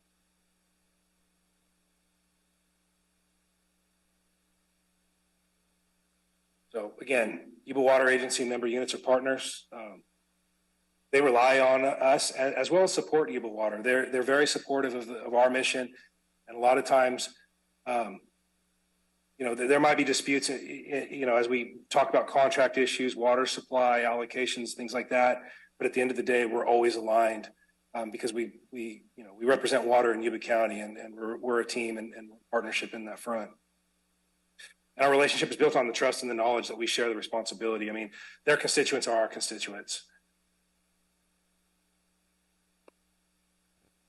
So capital improvement projects. In 2022, we took inventory of our potential end-of-life infrastructure associated with the South Canal delivery system. Most of the system was constructed at the same time, which was the early 1980s. And the slide here says it's expected to reach end of life around the same time. It's not expected, it is. It was all constructed at the same time. We're starting to see failures. It's kind of like a domino effect. It's all going around the same time. So we developed a facility inspection report. that included several dive inspections, and we informed a capital improvement plan to begin work on the system before failure. Some of our current capital improvement projects, these are the big ones we're working on right now, is Ostrom Road Phase 2. You may recall in 2021 that the Ostrom Road undercrossing failed. That's what the photo is, that inset there. That's a sinkhole that resulted from that failure, and that sinkhole was creeping toward Ostrom Road. So we were fearful we might lose Ostrom Road. So we went in there under an emergency order and repaired the north side of that undercrossing. Well, the south side's just as bad. It just didn't create a sinkhole. So we kind of triaged that. We went out to bid earlier this year. Bids came back for that repair, but the weather just prevented us from going in. So we've shelved that for next year. However, Weir 2, there's two 96-inch pipelines that are failing. This is out on the canal near Beale Air Force Base. We expect to go out there in the next couple of weeks. This is a much less involved project, so we think that we'll be able to get access. It'll dry out enough to get out there, but it's replacing two 96-inch pipelines and then work to the weir itself. And actually, the hope is to restore that crossing as a usable crossing. Right now, you're not able to get a vehicle across it. It's in such poor repair. So that'll help out the crew a lot. So this is kind of our identification of our, which high risk failure, medium risk failure, or low risk of failure. And I'm not going to go through this list, but we have 14 facilities, or 14 out of 57 that are high risk of failing very soon. So the asterisk, Ostrom Road on that one, and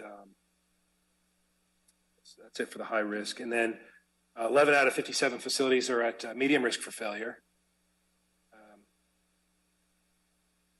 And then 32 out of 57 facilities are at low risk. And so we're number 2 is in there, but it was low hanging fruit. So that's why we decided to pursue that one this year. You'll also see the fish screen is asterisk as well because of it's low risk of failure, but we'll talk about the vulnerability there in just a second. Fish screen. So the South Canal, the diversion gets its water through the fish screen just adjacent to the Gare Point Dam, and that's a rock gabion.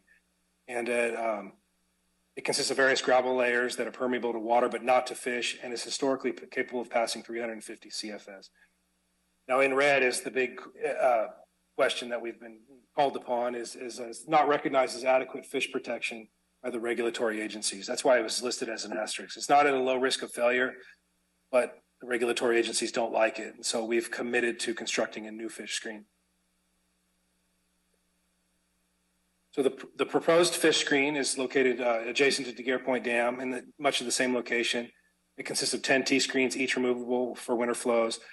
But we've upsized it a little bit to pass 500 CFS, anticipating growth in South Yuba County. And we just figured it was a prudent thing to do to upsize it a little bit. And then the estimated cost is $25 million. Now, it's worth noting that 50% of that cost is going to be on the shoulders of the South member units. They've agreed to cost share that 50%. And that's part of the water supply agreements. And we'll talk about cost sharing here in a second. These are just some technical slides on what the fish screen is going to, how it operates and what it looks like. So the water, as the water flows through the screens, it activates an internal propeller that rotates the drum against brushes to keep debris off the screens. And there will be 10 of these T-screens. Each screen has a rear closure gate to prevent water from passing when not in use. And then it's on guides to be hoisted above the 100-year flood level by electric motor. So this year we may or may not have invoked that. But when water gets a little bit higher, we're able to go out and elevate the structure out of the water to prevent damage. And kind of a, excuse me, technical schematic of what it's going to look like on the south bank of the Yuba River. So right now, what's the status on it? Well, it's been paused. It's been paused for almost a year now just because of the NIMS reconsultation to the Gare Point Dam. This fish screen is predicated on that dam being in place, and because the status of the dam is called into question by this reconsultation, we've just hit the brakes on this. And then the regulatory agencies, as much as they are pressuring us to do this fish screen, they completely understand our position and they're okay with us, putting the project on pause for now.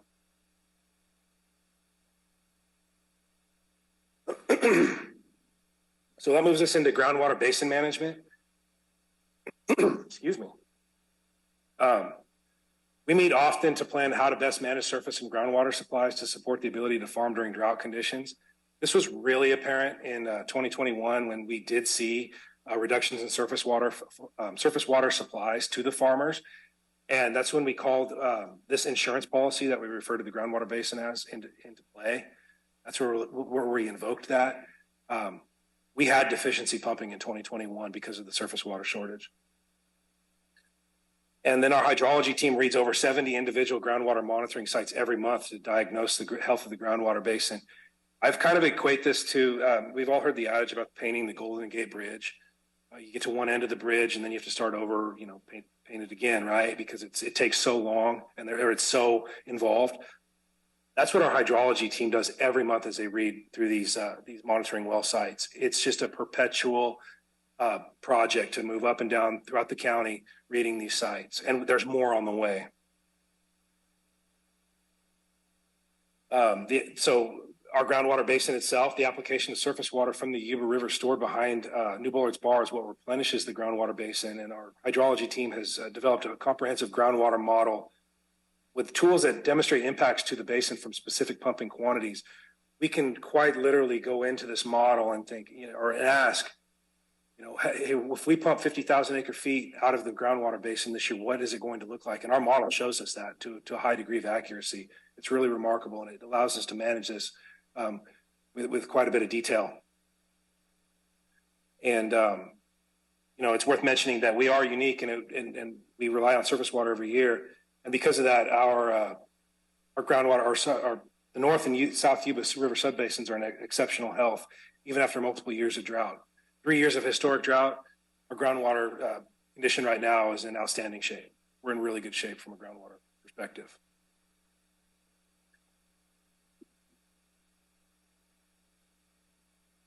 So groundwater substitution pumping. I don't know how well you can see this map, but these are wells that are spread throughout Yuba County in the groundwater basins. Blue dots are groundwater substitution. Well, they're a combination of groundwater substitution wells as well as monitoring wells. So these are all wells that are monitored one way or the other through this program. So you can see how extensive it really is. And you can see why it gives us such a good idea of what's happening in the basin. We have a very good snapshot of what our groundwater levels look like in Yuba County. So groundwater substitution pumping, I'll talk about that just a little bit, just for an overview of what that is. That's part of the Lower Yuba River Accord. It's part of the Conjunctive Use Agreement, and it's a mechanism to keep surface water in the river during dry years by incentivizing groundwater pumping for local supply.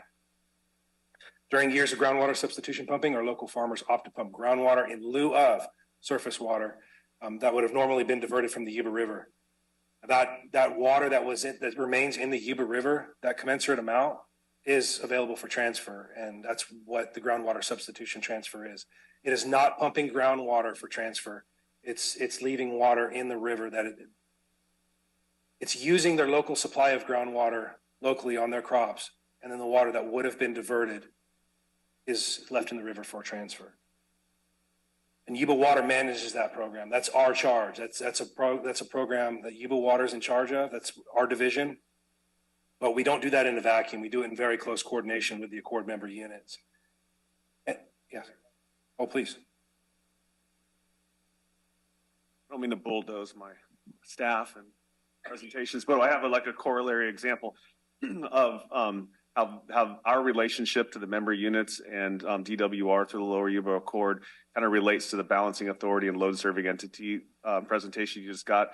You can think of the Yuba Water Agency as the balancing authority in our area, and the member units are the load serving entities, meaning we have a supply of water and we have a demand to meet, and that's our member units demand. We also have a demand to DWR through the Lower Yuba Accord. We rely on our surface water, New Bullard's Bar, to meet that demand. But when we talk about our partnership with the member units, here's how it's integrated.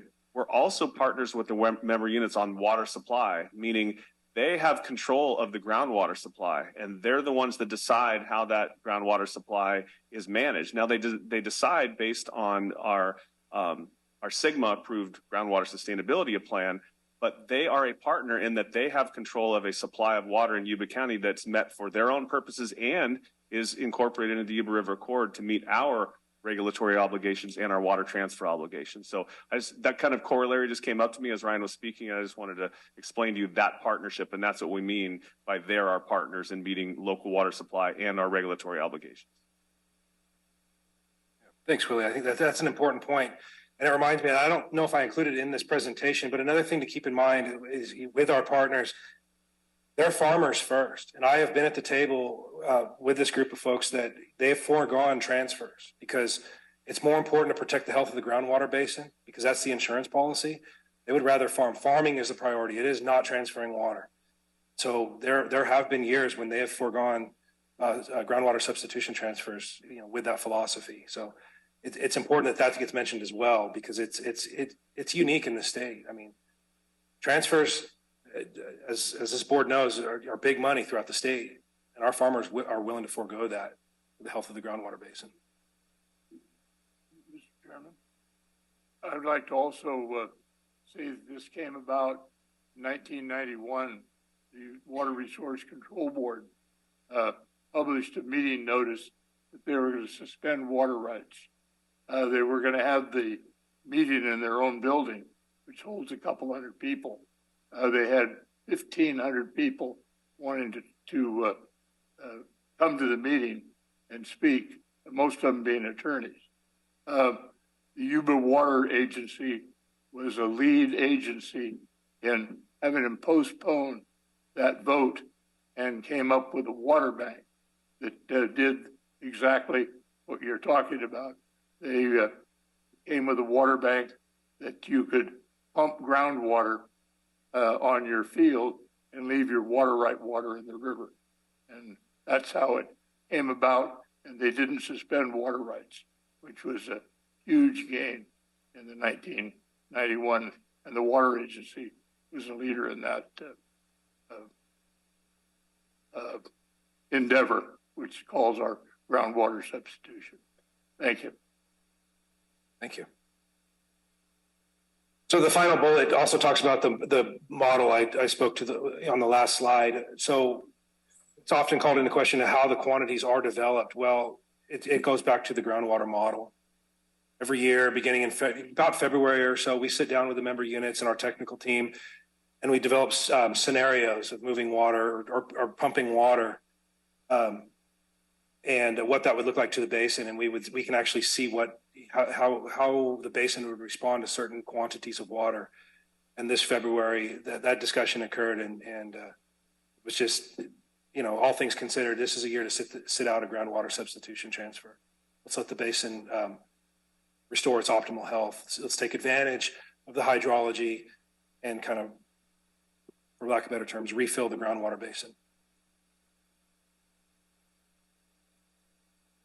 Sustainable Groundwater Management Act. Now, this is legislation that requires counties overlying the Sacramento and San Joaquin Valley groundwater basins to form groundwater sustainability agencies and to develop groundwater sustainability plans. Yuba Water is the groundwater sustainability agency for most of the North and South Yuba River subbasins. I say most because Cordova Irrigation District is a groundwater sustainability agency for the area that their district overlies, as well as the city of Marysville. Again, kind of typical of our philosophy is not to do this in a vacuum. Every move we make as a groundwater sustainability agency, we have Cordova and the city of Marysville by our side. We make sure that our philosophies are aligned and that we're sharing technical information, again, because we all share the same constituency. That groundwater basin, again, is monitored by our hydrology team, and it's every month. I mean, we talk about it. We meet every month, even though the Groundwater Sustainability Committee meets only every quarter. We're having this discussion in front of our member units every month. The groundwater basin looks like. This is a dramatic example I like to show whenever I talk about this, the groundwater basin and the health of the basin. This is the South Yuba River sub-basin. And I can't see the bottom because of the way the screen is, but around just before 1985 is where the trough was at its lowest, and then it started to climb out. Well, that was the inclusion or the construction of the South Canal that started supplying surface water to South Yuba County. So you can see how dramatic of an effect surface water had on the groundwater basin in South Yuba County. And you can see today what we call lows are nothing compared to what we saw in the mid-1980s. So this is a dramatic turnaround. This shows you it's a testament to the health of the basin. And even though you see these little dips in more current years, it's a drop in the bucket compared to what it was in the 1980s. So groundwater basin projects planned or underway. Construction of additional monitoring wells. We have a stream gauge installation in the Western Pacific Interceptor Canal. This is to help us kind of understand how much surface water is leaving the system. And this is not just localized to the Western Pacific Interceptor Canal. We're also looking at areas in North Yuba County, Jack Slough being one of them. Investigative work to quantify stream bed depletion and how much the groundwater basin affects the flows in Yuba River. This is a huge initiative for us right now, especially as stream bed depletion is kind of a hot topic. How does the groundwater levels affect flows in the Yuba River? That's something our team is looking at right now as we speak. They're trying to quantify those numbers. Exploring the potential for groundwater recharge opportunities, agroclimate weather station management, boundary outflow study. Again, that kind of ties to the Western Pacific Interceptor Canal project. Further refinements to the groundwater model, and then prepare the 5-year update to the groundwater sustainability plan. Some things I didn't include in here are things like the agricultural water management plan. That's another plan we maintain. So we'll be working on the update to that as well.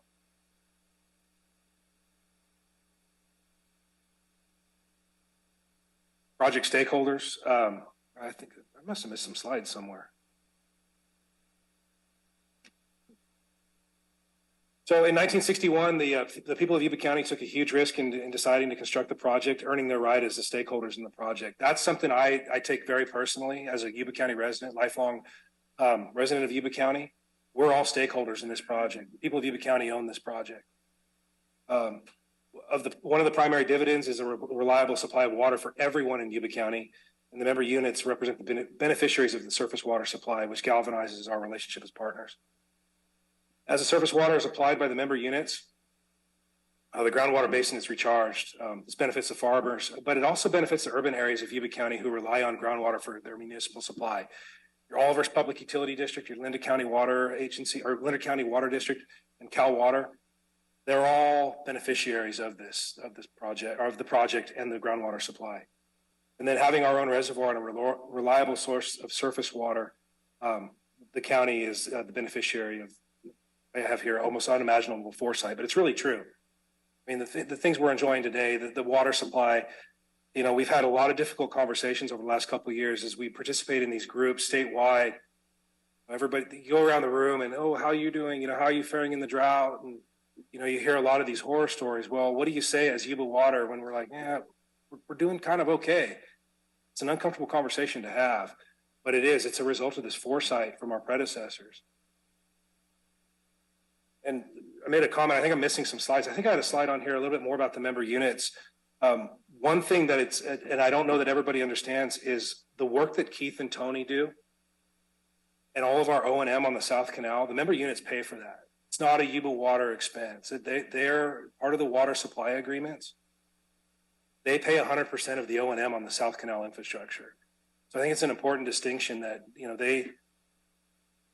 they have a stake in this as well. And a lot of what we do, that's why we work so closely with them is, when Keith and Tony identify a problem on the South Canal, we don't just go carte blanche because we're the Yuba Water Agency and, we have the resources to do these projects. We go to the member units first and make sure that they're okay with it, because at the end of the day, they're reimbursing us for those projects. I don't know what happened if I skipped over a slide or not, but I just wanted to communicate that as well, because sometimes I think that gets lost. I think it's an important distinction. And so with that, I'm happy to answer any questions. And I know we have some from our team here if there's any technical questions.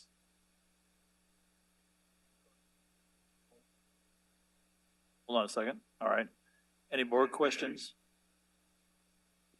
No questions, just statement. Great presentation, Ryan. Thank you very much, and thank your team. I have a couple questions. Go ahead. So some of the pictures in there, your guys out manually opening gates and stuff. And I'm just wondering how much automation there is in those, and none or little or none. Is that something we're looking at to improve on, or? Yeah, I don't know if Keith or Tony want to come up and talk to that, or I'm happy to do it as well. So yeah, zero automation, right? I mean, yeah.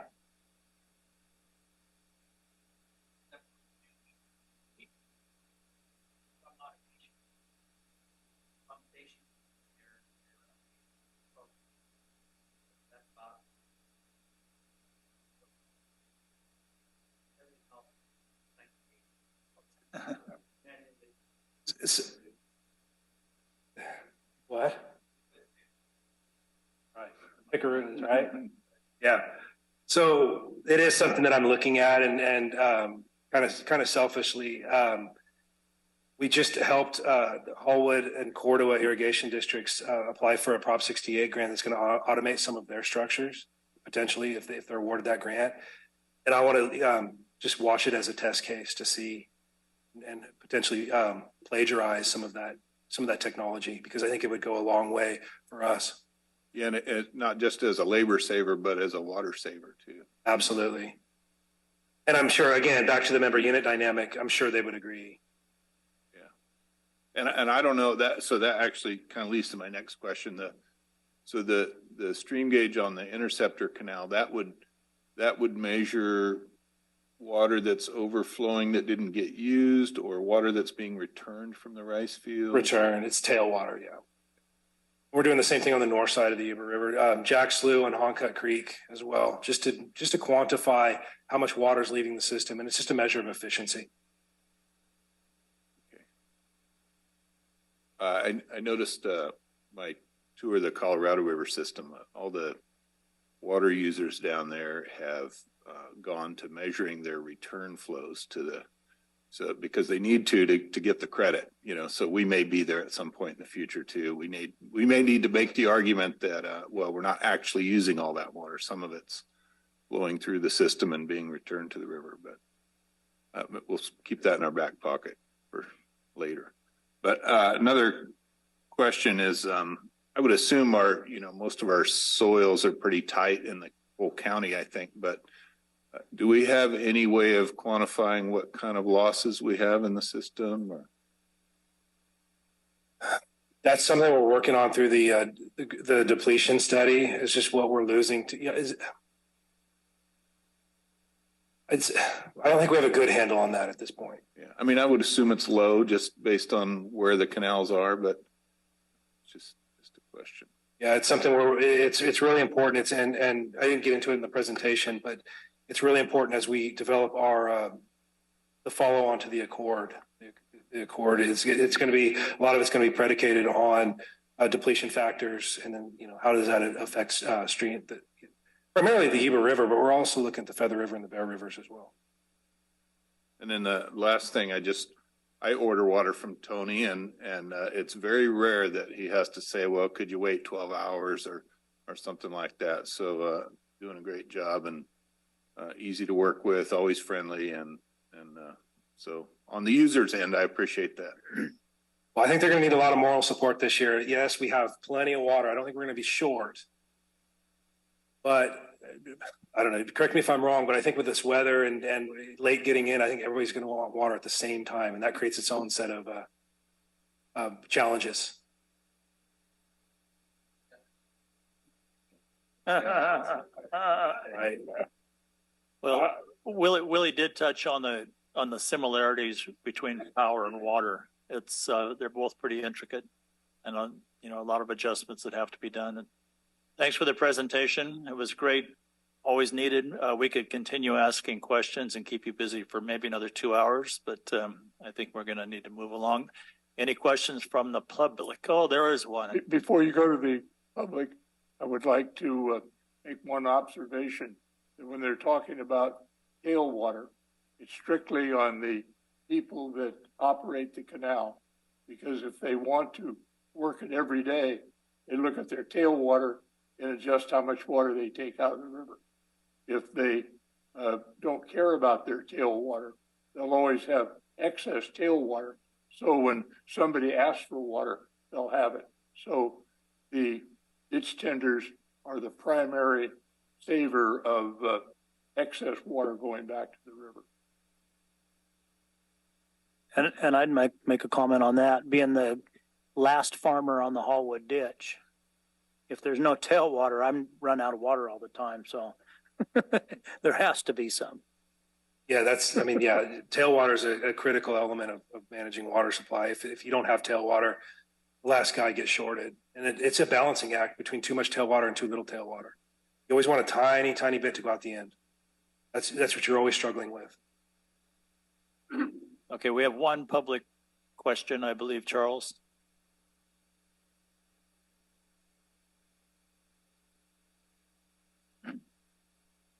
Gentlemen, you're about to build a $35 million facility. Is that about right?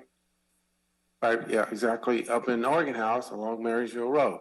You will be putting in a well. You will be impacting the water in that area. There's been some questions going on for a long time about, especially along Rice's Crossing Road, about a low basin area and the impact of the water table and what's been happening to it. And it might behoove the Yuba Water Agency to consider a little well monitoring program for that area to help us better understand what's going on with our groundwater up in the foothills. Thank you very much. Thanks, Charles. Any other comments from the board? Questions? I just want to make a comment to Keith and Tony. I can't believe you guys do not only 40,000 acres with just the two of you, but also transfer the water all the way down from Daguerre on the south side and maintain all that. My hat's off to you, because I know not Charlie, but some of those rice farmers out there get a little bit antsy during the season. So dealing with that, I'm very impressed. Okay, if there's no more questions, we're going to move on to Willie and the manager report. Thanks, Director Blazer. Just so you know, as you guys know this, I'm a little slow on the uptake, but I just realized one more board member on this board that's a farmer, and we'd have a majority of the board as farmers. I just had 3 comments that came from customers or, guys that take water. So sorry, I've just been 3 months with this current board makeup, and I just realized that. So I'm an ex-farmer. So. And I was going to say that. Don's kind of right on the fence there. So. Okay, I'm going to try and keep this brief because we went long, but first off, I want to thank staff for putting these presentations together and delivering them. As you know, our intent is to deliver presentations on the various things the agency does throughout the year, and we've kind of been cramming you with things. I mean, Ryan's done a couple now. Josh just last week did a Brown Act and Agency Act presentation. We've done various presentations. Today was your first one on power, which was timely because we just got the new Shell agreement. But thanks for listening. And the whole point of that is to make sure that you know where you're probably $20 million a year in staff salary is going. These are the efforts that we work on. We want you to know the intricate details of what we're doing and how we're doing it. So thanks for listening to that. And thanks for the dialogue as well. I mean, those questions and just the dialogue throughout the presentations at the end, that's what this is for. This is for you guys to know what's going on so you can make policy decisions. Okay, as Ryan reported, it's a great water year. You're probably seeing in the news, there's record snowpack in the Southern Sierra. We have a wonderful snowpack. We don't think it's record. We don't think it's beat 82, 83, but we think it's plenty. We don't need any more. We're going to be likely spilling New Bullard's Bar and then Englebright into June and maybe even July. I will point out on your hard copy manager's report on page 7, there's a good image of California that shows the precipitation from October 1st to the end of March. And you'll see that we did really well. We're in the purple and blue, and that's, above average, well above average, 150 to 200. And that's awesome. That's, we get a year like that and we will not be hurting for water. But you look at the Southern Sierra and you see that magenta color, that's where you're seeing the record snowpack. And so I just want you all to know we have a great snowpack and we have a great water supply, but the Southern Sierra is where the majority of the storms are concentrated. And that's where you're seeing this significant over 200% snowpack. I heard one gauge on the DWR report on the radio is like 400%, of average in some of these snow gauges. So just wanted to point that out.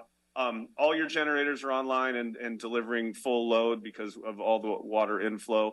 We did have an ROV, a remote operated vehicle inspection of our tunnel in preparation for our tunnel outage. That caused a little bit of an operational, intricacy. When we planned this, we didn't know we'd have so much water, and we didn't know we'd have to spill to be able to shut down the units, but we did have to spill bullards, not for flood control, but because we had to shut down the Colgate generators during the tunnel inspection, the time we put the piece of equipment in the tunnel. So we did have a little bit of a switch around between the generators and the spillway, and then back to the generators last week. But all of that is because we have to have thorough planning and knowledge of the facility before we go into this major investment in this tunnel outage next season. So I want to let you know we did that. As far as the storms go, John tells me that, look, the serious, significant winter storms are likely behind us. We're probably going to be seeing a warming trend this weekend, but don't be surprised if we go back into a series of springtime thunderstorm type storms throughout the rest of the season and into June, because that's what happens when you shift from the La Nina to El Nino normally. So I would just say, don't expect to get right into summertime. We will probably be in this abnormal, stormy condition for a month or two. There's a lot of good additional images I won't go over here, or graphs, but page, hang tight here. Another one on page 8.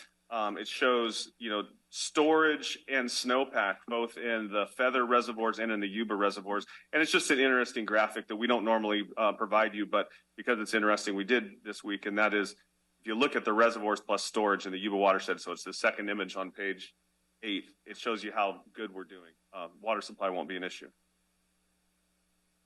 Okay, to our normal agency-related admin type stuff. On Friday, March 24th, Adam and I took Senator Brian Dolly and Assembly Member Megan Dolly on a Yuba River watershed tour via helicopter.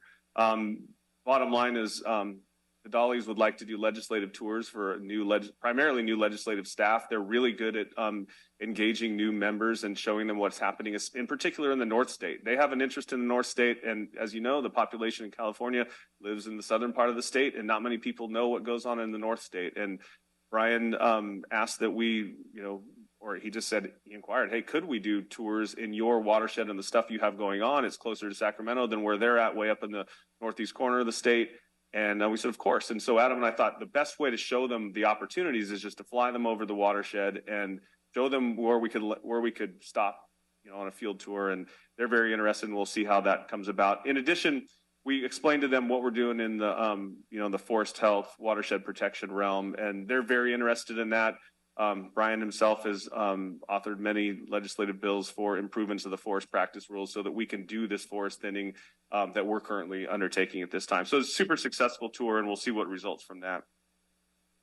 We're pleased to welcome the following employees. Kevin Goff, he's a utility worker. He was started on March 28th, and then Ethan Koenigs is a licensing manager. He'll start on the 18th.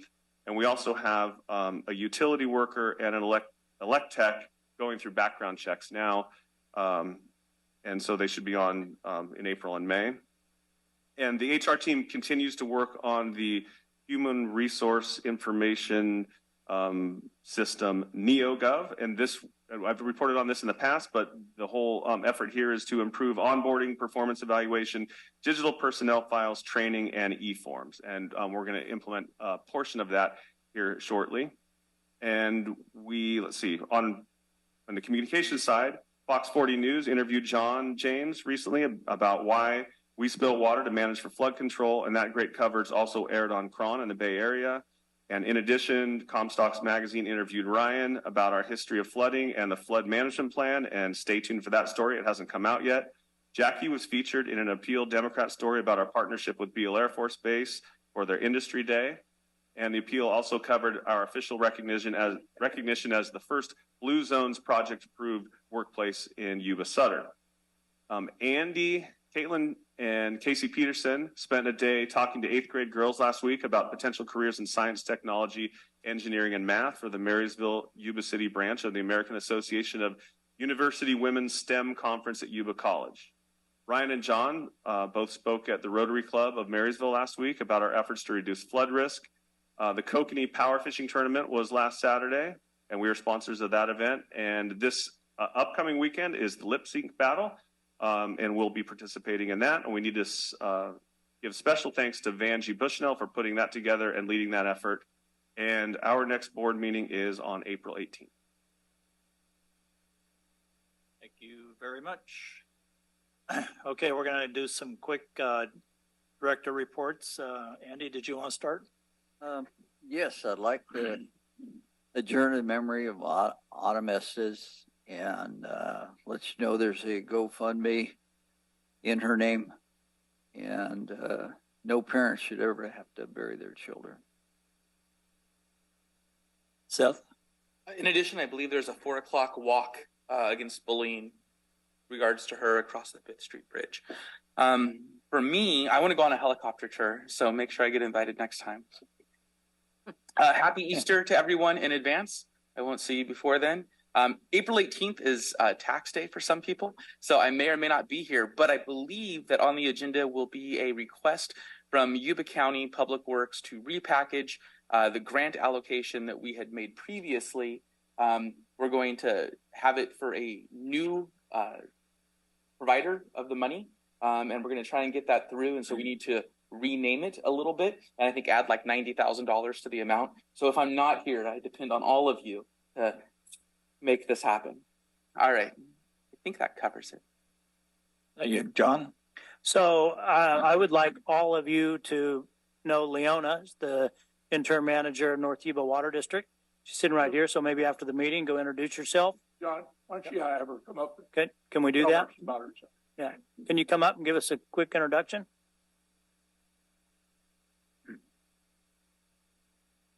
Good morning. My name is Leona Harris. I'm the interim general manager of North Yuba Water District. And just want to say hello and look forward to a very nice partnership. And anyway, I'm not good in front of people. Thank you. I have to add to that. Leona is good in front of people. I've met with her a handful of times in the past couple months, and we're working to help them through some of the previous grants that we've awarded North Yuba Water District, and they've applied for a few grants at this next upcoming round of grants, and we've been helping her through that. And she's been very straightforward and is looking forward to moving North Yuba Water District forward and providing irrigation water this season. So we're trying to help her with that. Charlie? I would like to, again, compliment the staff on working for the water agency, which then makes us as board of directors look like we're doing our job. But the job really is the people out that are doing the work at the agency, with a good leader also. Wayne? Thank you. I missed my chance to compliment the settlements team earlier when you were speaking, and so I wanted to make sure I did that. It's really a complex system, and it's great to have dedicated, smart people working on that. And Charles, I promise to do my best to learn that system. Willie, do you have, you and Terry have anything? You know me, Don, I'll butt in when I feel like I need to. Terry? Just briefly, I don't want people to lose faith in Ellis Lake. The city is actually working on some numbers on the different opportunities or options for the inflow of water into Ellis Lake. Once we get those numbers, then we'll see if the agency can help at all on the plan. But I think they have a pretty good plan to come up with some decent numbers. Do we have anything else? Okay, we have a 10:30 meeting, so I think we should probably go for an adjournment.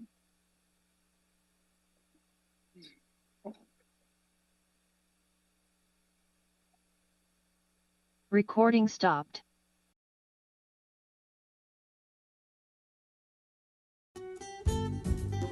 Yuba-Sutter.live's local government live streams are presented by Plumas Lake Self Storage in Plumas Lake, where lifelong local residents are helping other residents keep things safe, providing indoor storage units, outdoor RV and vehicle parking, moving supplies, and Penske truck rentals. Details at plumaslakeselfstorage.com.